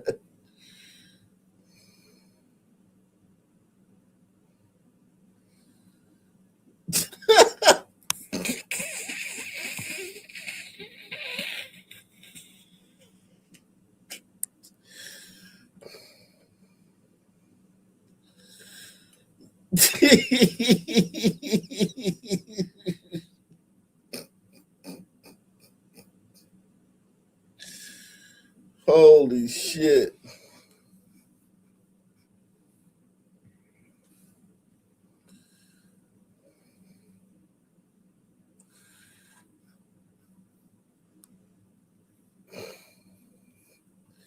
That's literally funny as hell.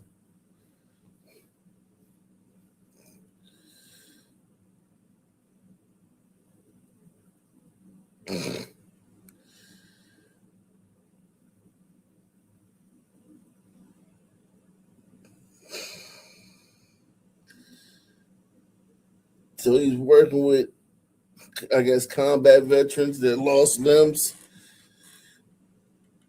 That's what he's doing his job. If he didn't do this, he wouldn't get paid. Hey, Alex, when you clock in, we got 2 guys in rehab that need to, do some leg work today. So go over there as soon as you clock in, and go over there and help them do that. Sure thing, boss. Like, they're acting like he's doing this on his time. Like, they're acting like he's doing this on his free time. Press 1. They trying to act like he just woke up and just out of the kindness of his heart is helping people, walk again. No, motherfucker, this is your job. If you didn't do this shit, they would fire you and hire somebody else to do it.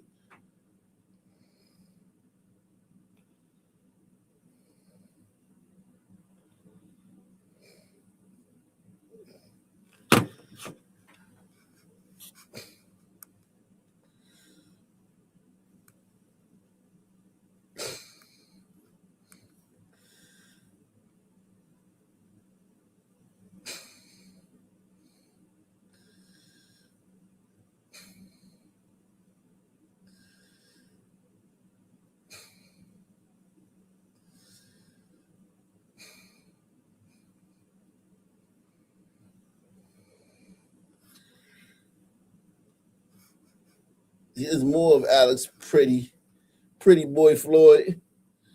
Pretty Boy Floyd in this element, man.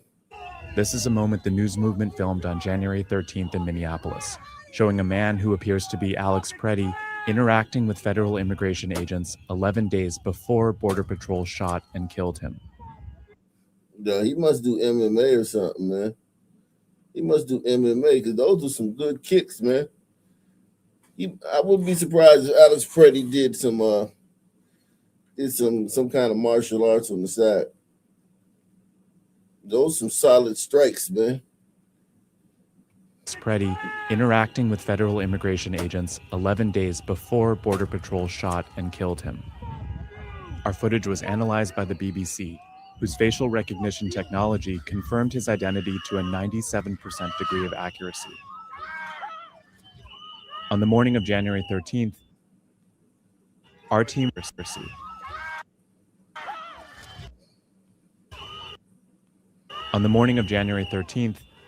received a tip that federal agents were blocking a street at the corner of East 36 and Park Avenue in Minneapolis. We arrived around 10:15 a.m. We saw observers shouting at the agents as they walked back to their vehicles. When they started driving away, the man kicked their taillight. An agent then got out of the vehicle, grabbed him, and pushed him to the ground.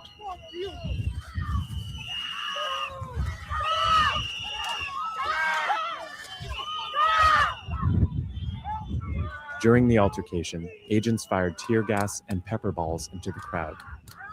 They continued to hold the man down before they retreat, and he walks away.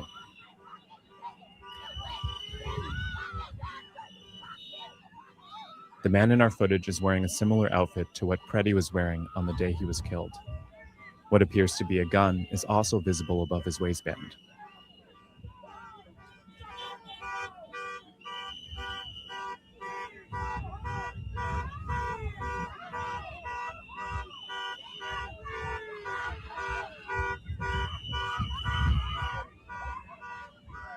Here, he continues to stand at the scene.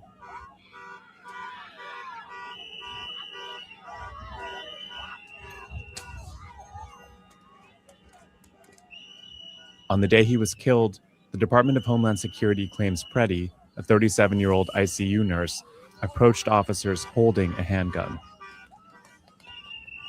That claim has been contradicted by analysis of bystander videos from multiple news investigations, which concluded that Pretti was holding a phone, not a gun, when he was pinned to the street.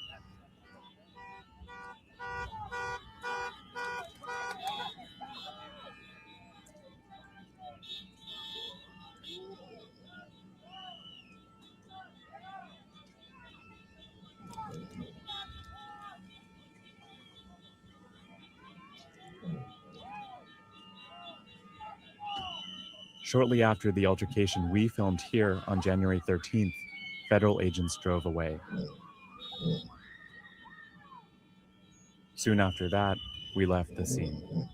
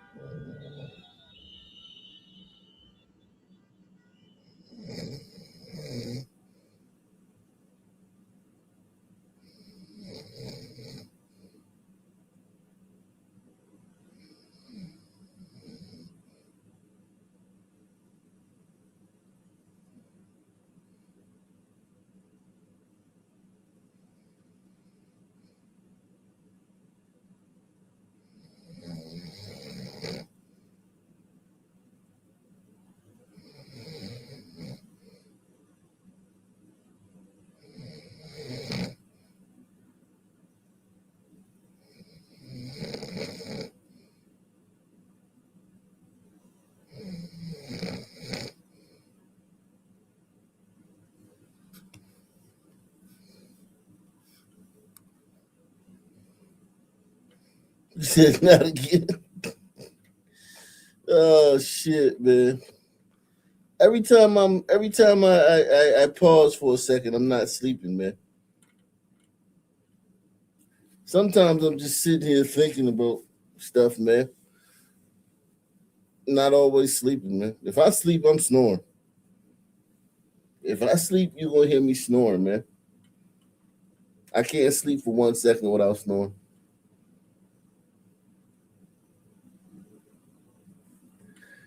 That Alex Pretti was something else, man. That Alex Pretti is something else, man. He said you worse than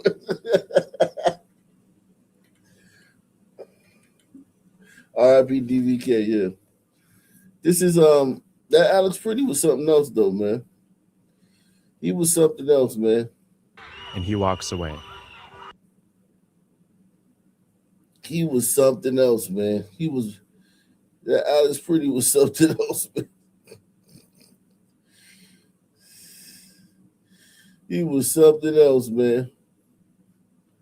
When they started driving away, the man kicked their taillight.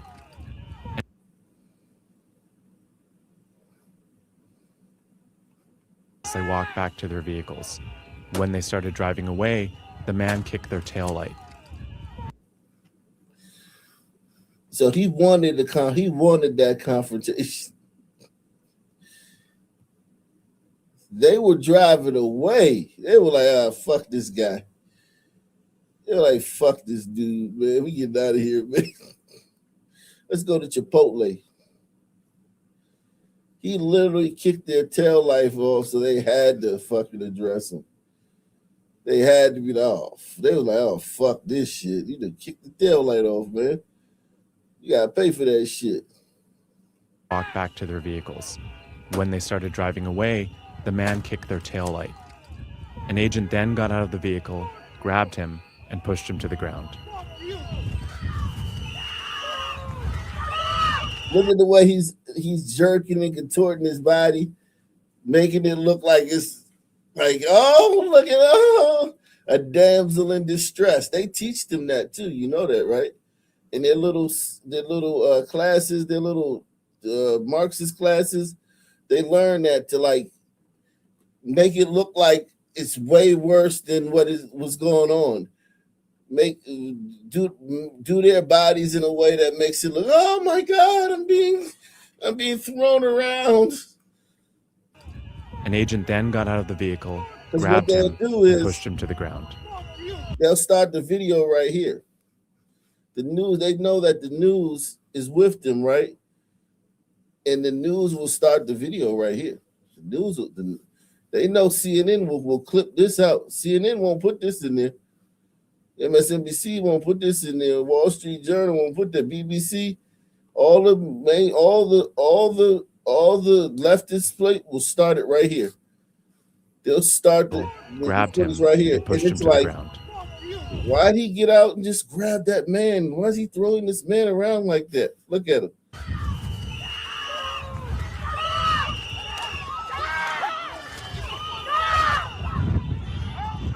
During the altercation, agents fired tear gas and pepper balls into the crowd. They continued to hold the man down before they retreat, and he walks away.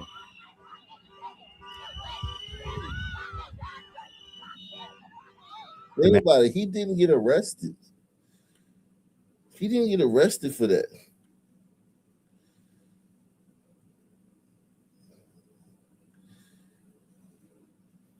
I think what's going to happen now is way more arrests, man. Way more arrests. I'm talking about like they're going to start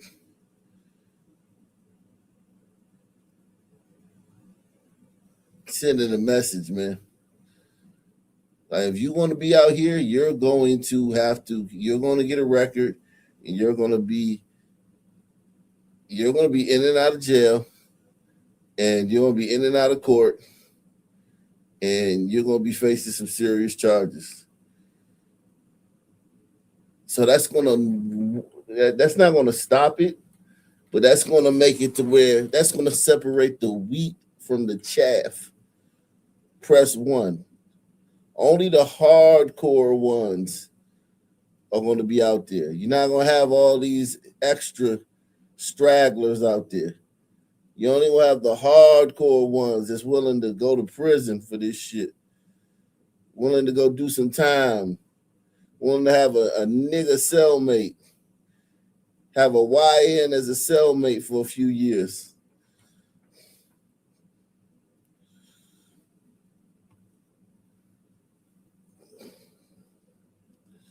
Yeah, you want to go to jail? You want to go to jail and have your cellmate named fucking retard Davius Jenkins and shit?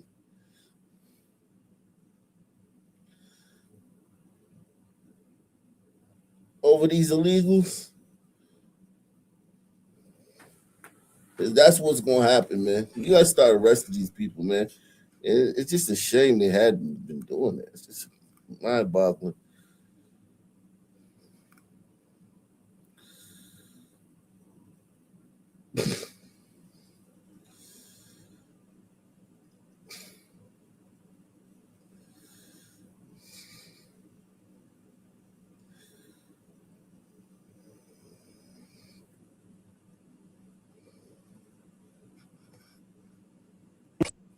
Caring for people was at the core of who he was. He was incapable of causing harm. Alex carried patience, compassion, and calm as a steady light within him. Even at the very end, that light was there. I recognized his familiar stillness and signature calm composure. Caring for people was at the core of who he was. He was incapable of causing harm. Alex carried patience, compassion, and calm as a steady light within him. Even at the very end, that light was there. I recognized his familiar. Yeah, that light, man. You see, that's the last thing you saw was a flash.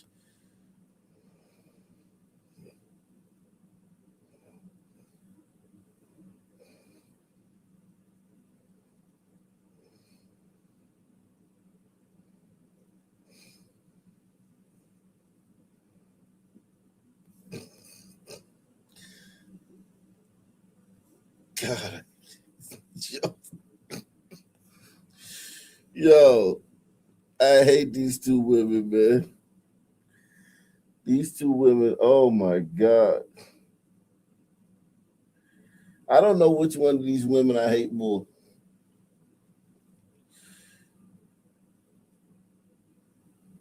I don't know. Yo, the fact that these bitches got a TV show in prime time.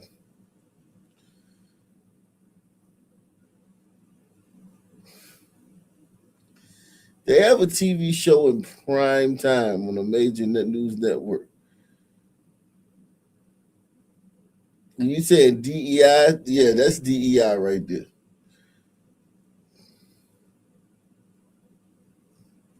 I don't care how many degrees a woman has. She's still a woman.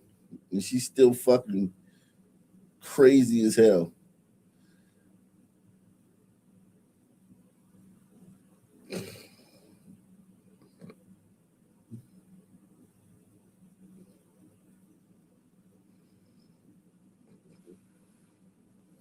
Jeez. She can't kick that. She can't lose that baby fat, man. She just big boned it, man. Hey, Anna, man.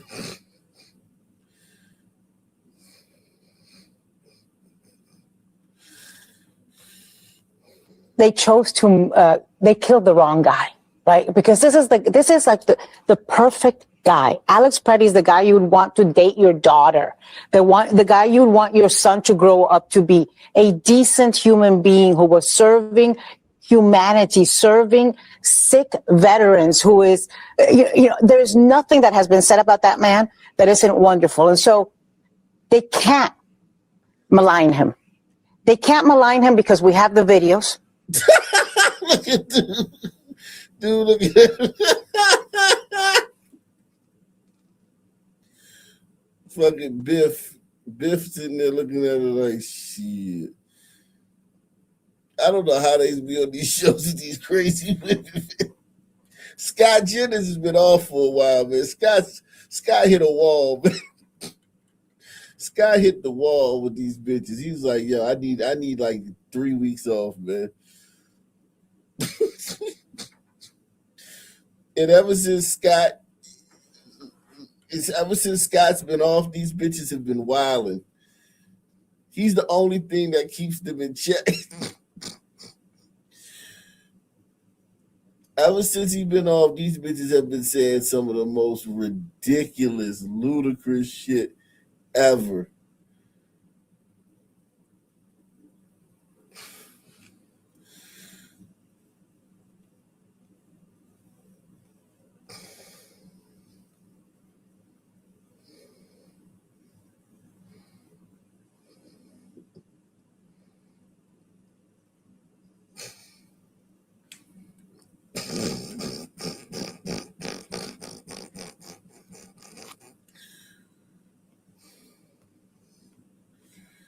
Holy shit. Salute to Cairns, man. Salute to Anthony Madison, my number one supporter from Cairns, man. Cairns in the building, man. Cairns, Cairns, Australia, man. In the building, man.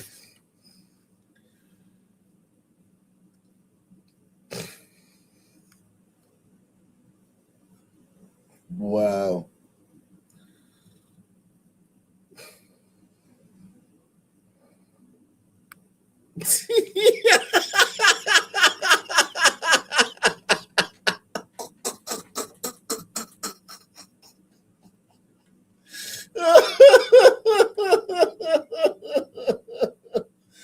Oh shit. That's hysterical.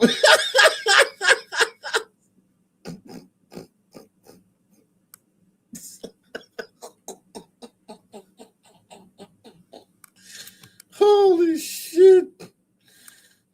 Fucking A, man.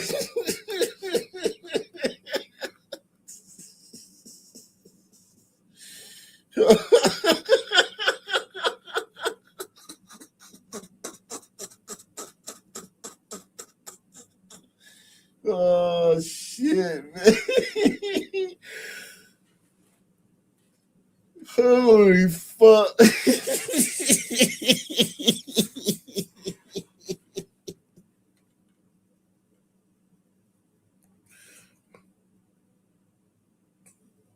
Oh my God. He said, dude's almost 40. I heard a peep about a wife, girlfriend, an ex-wife, an ex-girlfriend. Yeah, you ain't heard nothing about none of that. That's true. Yeah.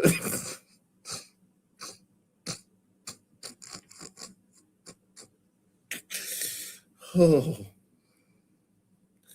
Well, if you listen to Anna's comments, you can see why he don't have a girlfriend. Let's go back to Anna's comments. Listen to Anna's comments, and you have Anna's gonna sit here. Anna's gonna tell you why he probably didn't have a girlfriend. They chose to, they killed the wrong guy, right? Because this is like the perfect guy. Alex Pretti is the guy you would want to date your daughter. The guy you would want your son to grow up to be a decent human being who was serving humanity, serving sick veterans, who is, you know, there is nothing that has been said about that man that isn't wonderful. And so they can't malign him. They can't malign him because we have the videos. Yeah, in real life, this is what your mother ain't gonna tell you. In real life, that guy never gets the girl. Press 1. That guy she just described never gets the girl.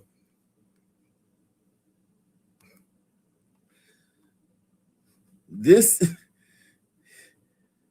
dude will get the girl. This dude will get the girl over the guy Anna Navarro just described. I hate to say it, man. That's just the way the world is, man. That's just the way the world is, man. I don't know why women are like that, but this guy will get the girl before the man that she just described. Press 1.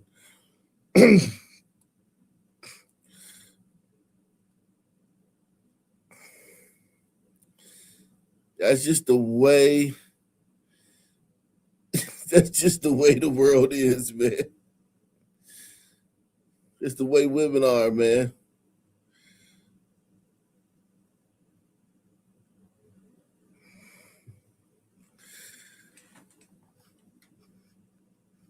Yeah, so Alex, no girlfriend, man. Yeah, man.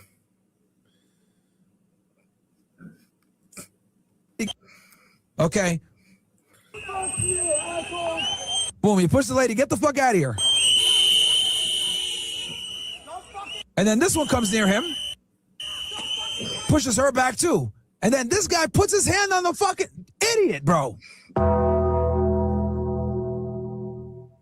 Why would you do that?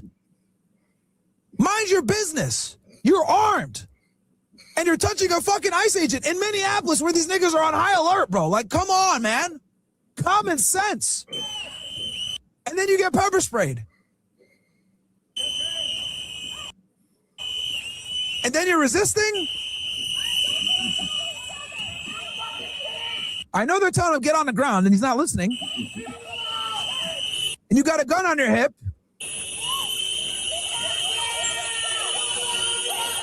So stupid, bro.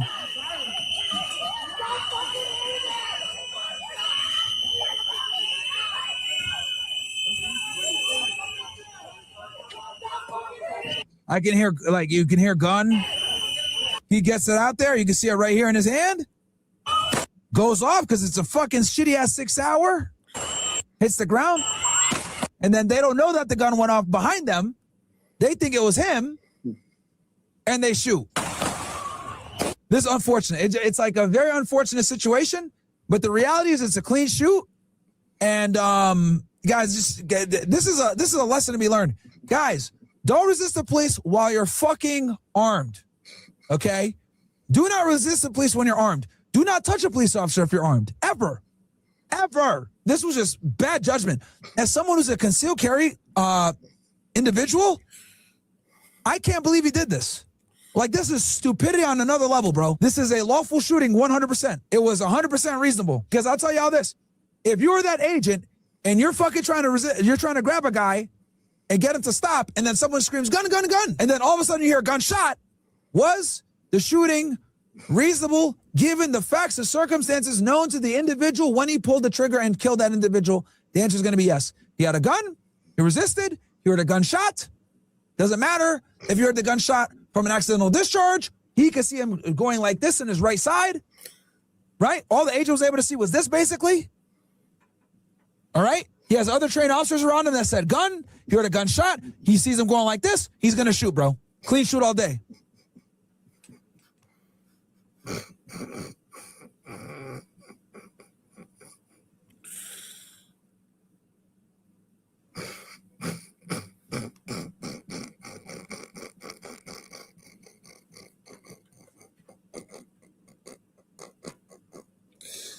Holy shit, man.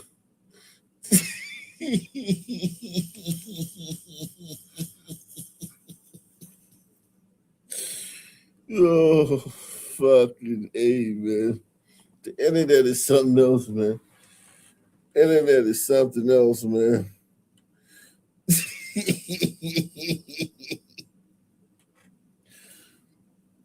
Oh, man. The internet is something else, man. Holy moly, man. Holy moly.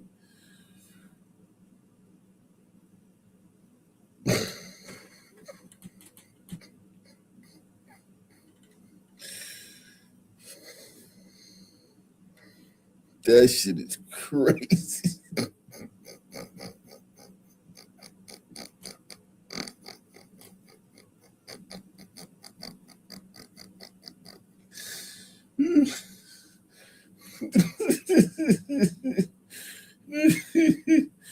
Oh, shit.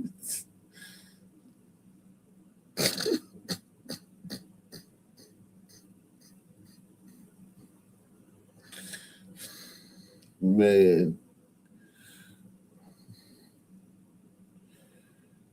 Holy shit.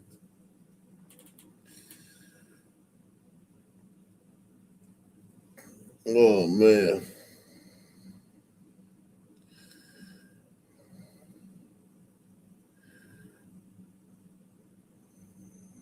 You're talking about incels. Incels. involuntary celibate. Support the channel. Take the challenge. Take the $5 challenge, man. Support the channel. Fund the programming, man. We are.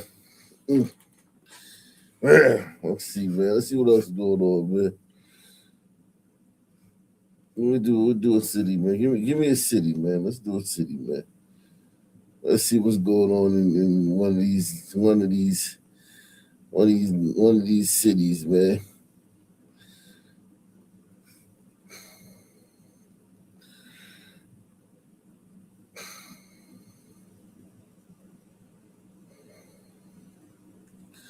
I mean, I dropped the link so many times, man.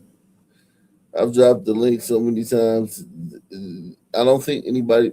Sometimes people don't want to come up. You know what I mean? It's not every night people don't want to come up. I've dropped the link plenty of times, man.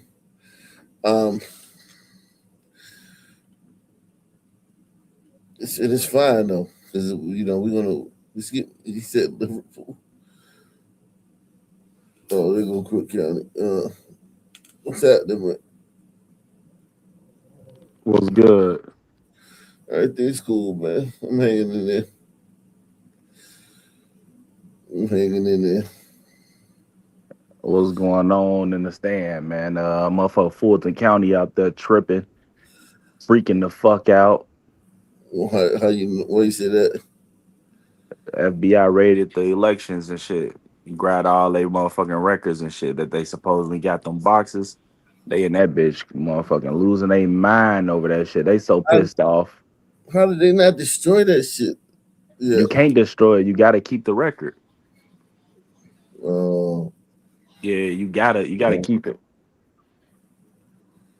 Oh. They had a whole press conference freaking out, talking about we will protect y'all vote. It's a distraction for Minnesota and ICE. That's how you know you got them. That's how you know you got them. They said stupid shit like that. They definitely guilty. You know, the next one is the Epstein files. Look at the legal aspects of today's FBI raid on Fulton County's election office. Tonight, there are growing questions about the raid and what could come of it. As agents executed the search warrant, Fox 5's Rob D'Arienzo spent the day at the courthouse looking for answers.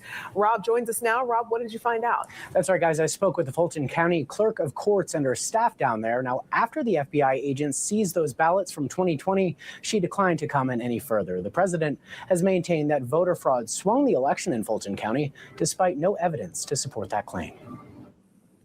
The FBI search of Fulton County's main election facility in Fairburn Wednesday appeared focused on one thing: the 2020 presidential election. I'm almost shocked that the magistrate judge even granted, a warrant here. Anthony Michael Kreis is a law professor at Georgia State University who's had trouble making sense of the search. He points out Republican state officials have repeatedly affirmed former President Joe Biden's 2020 victory there. We really have no reason to disbelieve, Secretary Raffensperger, Governor Kemp, Fulton County officials. President Trump famously called Secretary of State Brad Raffensperger, pressuring him to find the votes needed to win. That call resulted in DA Fonnie Willis's failed RICO indictment of the president. In Georgia in 2020, we had 3 different counts of these votes. Last week, the FBI moved to replace its top agent in Atlanta, but it's not clear why. The feds have also sued the county for access to those ballots, alleging the clerk failed to respond. Kreis says this warrant, signed by a judge, doesn't necessarily mean there's a smoking gun here. So they just simply can't go in and seize documents and evidence wherever they want. However, it is, to be very clear, this is an exceptionally low bar. The warrant sought physical ballots from 2020, tabulator tapes, ballot images, and Fulton County's entire voter roll from that election. These things are sensitive documents. These are ballots. These are things that we just don't want to willy-nilly give to anybody, including the federal government. And guys, meanwhile, the Trump DOJ has also launched investigations against former FBI Director James Comey and New York Attorney General Letitia James. Both are perceived. Yeah, man. Fulton County, They in deep Bro, shit. I ain't gonna lie to you. They about to find so much fucking inconsistency and fraud and unsigned absentee ballots that this motherfucker probably would have won that shit by, again, well, he lost it by like what, less than 10,000 votes, and that was like when motherfuckers fell asleep. He was up by like 13 fucking points, and then we woke up and it was like, oh shit, Joe Biden done won Georgia. You remember that shit, right? Yeah. We fell asleep. He was up big in Georgia. Mm-hmm. That was funny. He got every fucking Woodstock. mail-in ballot or absentee. He got like every single one. Yeah. Hey, you remember the pipe Police are bursting searching thing for too? a- They did that. The pipe bursting. That was them too. The pipe bursting. You don't remember the pipe had supposedly had burst, but they got video of them fucking like still counting ballots and shit. At a hotel? No, it was at like, I want to say this was at the Atlanta Hawks arena it was like, you remember in 2020 they was doing the voting. It was like at the NBA or professional arenas. And theirs was supposed to have been, I want to say it was at either the Hawks or the Falcons or some shit arena. And it was like they had put out a thing like the pipes had burst and voting will resume shortly and all this other shit. And they supposedly had closed down, and you don't supposed to start counting. You supposed to stop counting at a certain time of hour. And they got video of them like in the middle of the night, 3 in the morning, 2 in the morning, still counting ballots and shit from suitcases and shit. Wow. Gunman tonight. An 18-year-old died while he was inside his apartment last night. Fox 5's Denise Dillon is live in Woodstock tonight. Denise, you talked to investigators about their efforts to find out who did this. I certainly did. It's been about 29 hours since the deadly shooting, and investigators say they have been working around the clock trying to track down the gunman. I woke up to all these police cars outside, not really knowing what was going on. Woodstock police surrounded Building 5 at the Riverstock Apartments on Arnold Mill Road Monday evening. Police say they received calls of shots fired. When they arrived, they found 18-year-old Matthew Milner inside his apartment with gunshot wounds. This is a photo of Milner given to Fox 5 by Woodstock police. They rendered aid with members of the Woodstock Fire Department, and he was eventually taken over to Kennestone Hospital, where he was pronounced dead. A homicide in Woodstock is rare. Police say this is the third one in about a decade. The shooting at this apartment complex has people rattled. That's scary, especially when we live right here. Right. And I have kids, so it's scary. For this to happen is sad and nerve-wracking. We don't believe there's an ongoing threat to the community. Woodstock Police has added extra patrols to the complex and has enlisted the help of Cherokee County Sheriff's Office and the GBI. We want to be thorough. The GBI has a lot of excellent investigative resources, and we just want to provide the best possible service to our citizens. While they follow up on leads, neighbors can't stop thinking about the 18-year-old and his family. He lived here with his mom. I really keep her in my prayers, her and her family in her prayers. And police say right now it is too early to talk about a motive or a description of who they're looking for. They want anyone with information or video to contact them. You can find out how to do that by going to fox5atlanta.com or Fox Local. Reporting live in Woodstock, Denise Dillon, Fox 5 News. All it takes is one single mother, baby. That's all it takes, baby. It's been over a decade. It's been 3 in a decade. They have changed that. If she got another kid, you might as well count that one up. Yeah, man. This is. Well, let's see.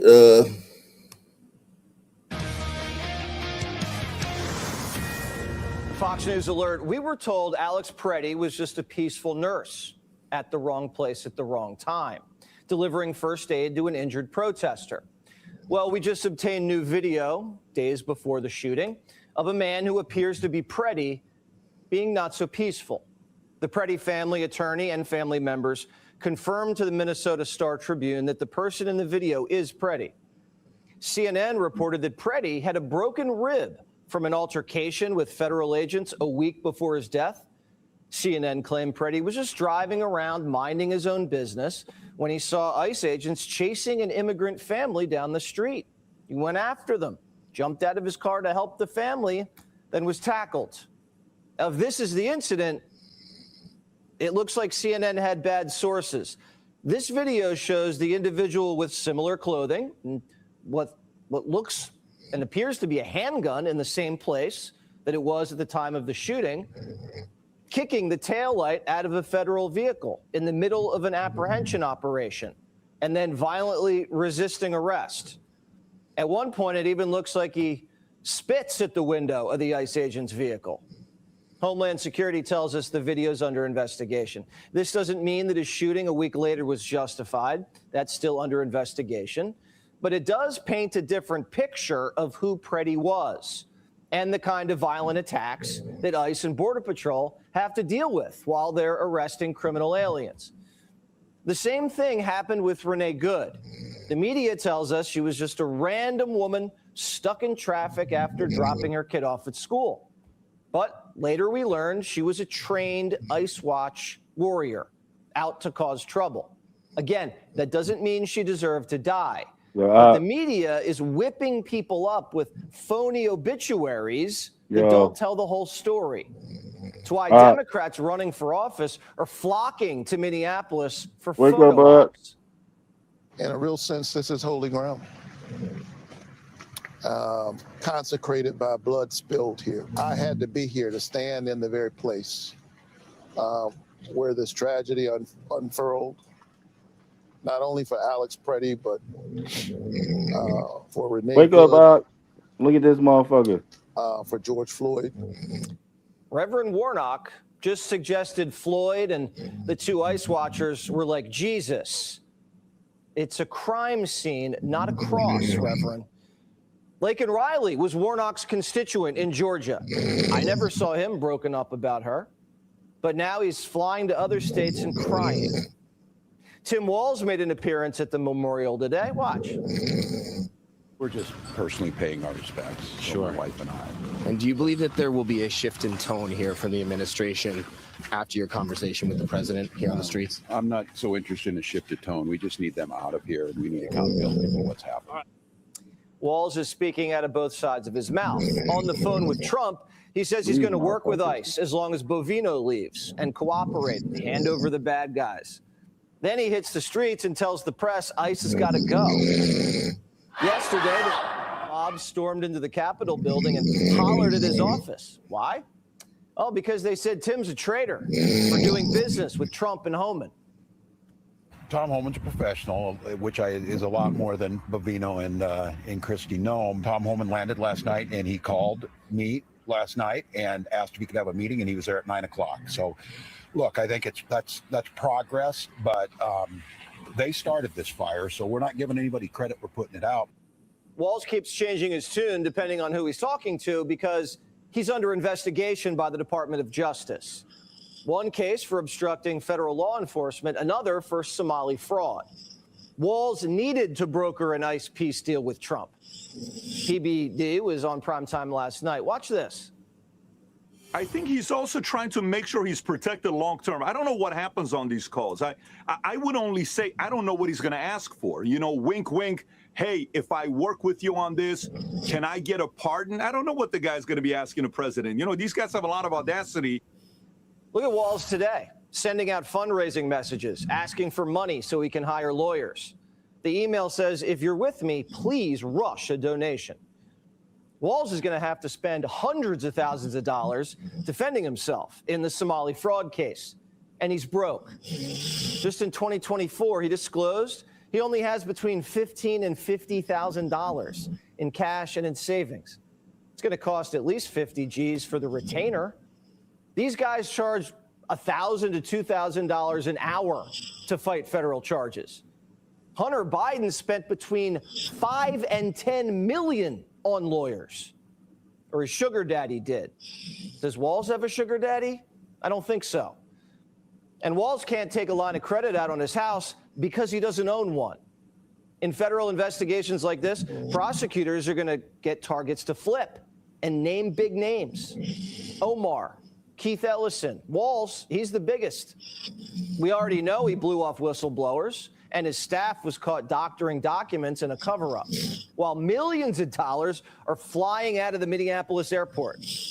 Maybe some money winds up in the hands of terrorists. Walz could lose everything if he's found guilty. Of course, he's going to hand over the bad hombres. That's what any rational person would do in his position. But Trump prosecutors aren't done. Just last night, Homeland Security took down 16 ICE rioters. Pam Bondi flew into town, and she says she's about to bring a boatload of cases. These aren't your run-of-the-mill, salt-to-the-earth, peace and love protesters. These guys are hardcore. The women are gnarly. Even Somalis. This is Nasra Ahmed. We don't really know what she does or who she is, but Minnesota Democrats brought her out and let her tell her story last week. Listen.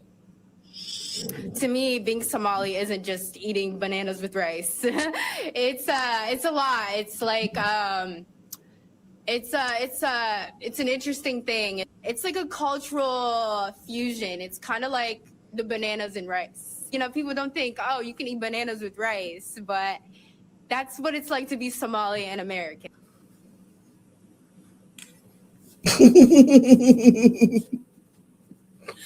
Oh man. I'm gonna give me some rest and some sleep. Some rest and some sleep, man. It's been a good show, man. Give me some rest and some sleep, man. I'm too tired tonight, man. Give me some rest and some sleep. It's been real hanging out with you guys, but I need some rest and some sleep.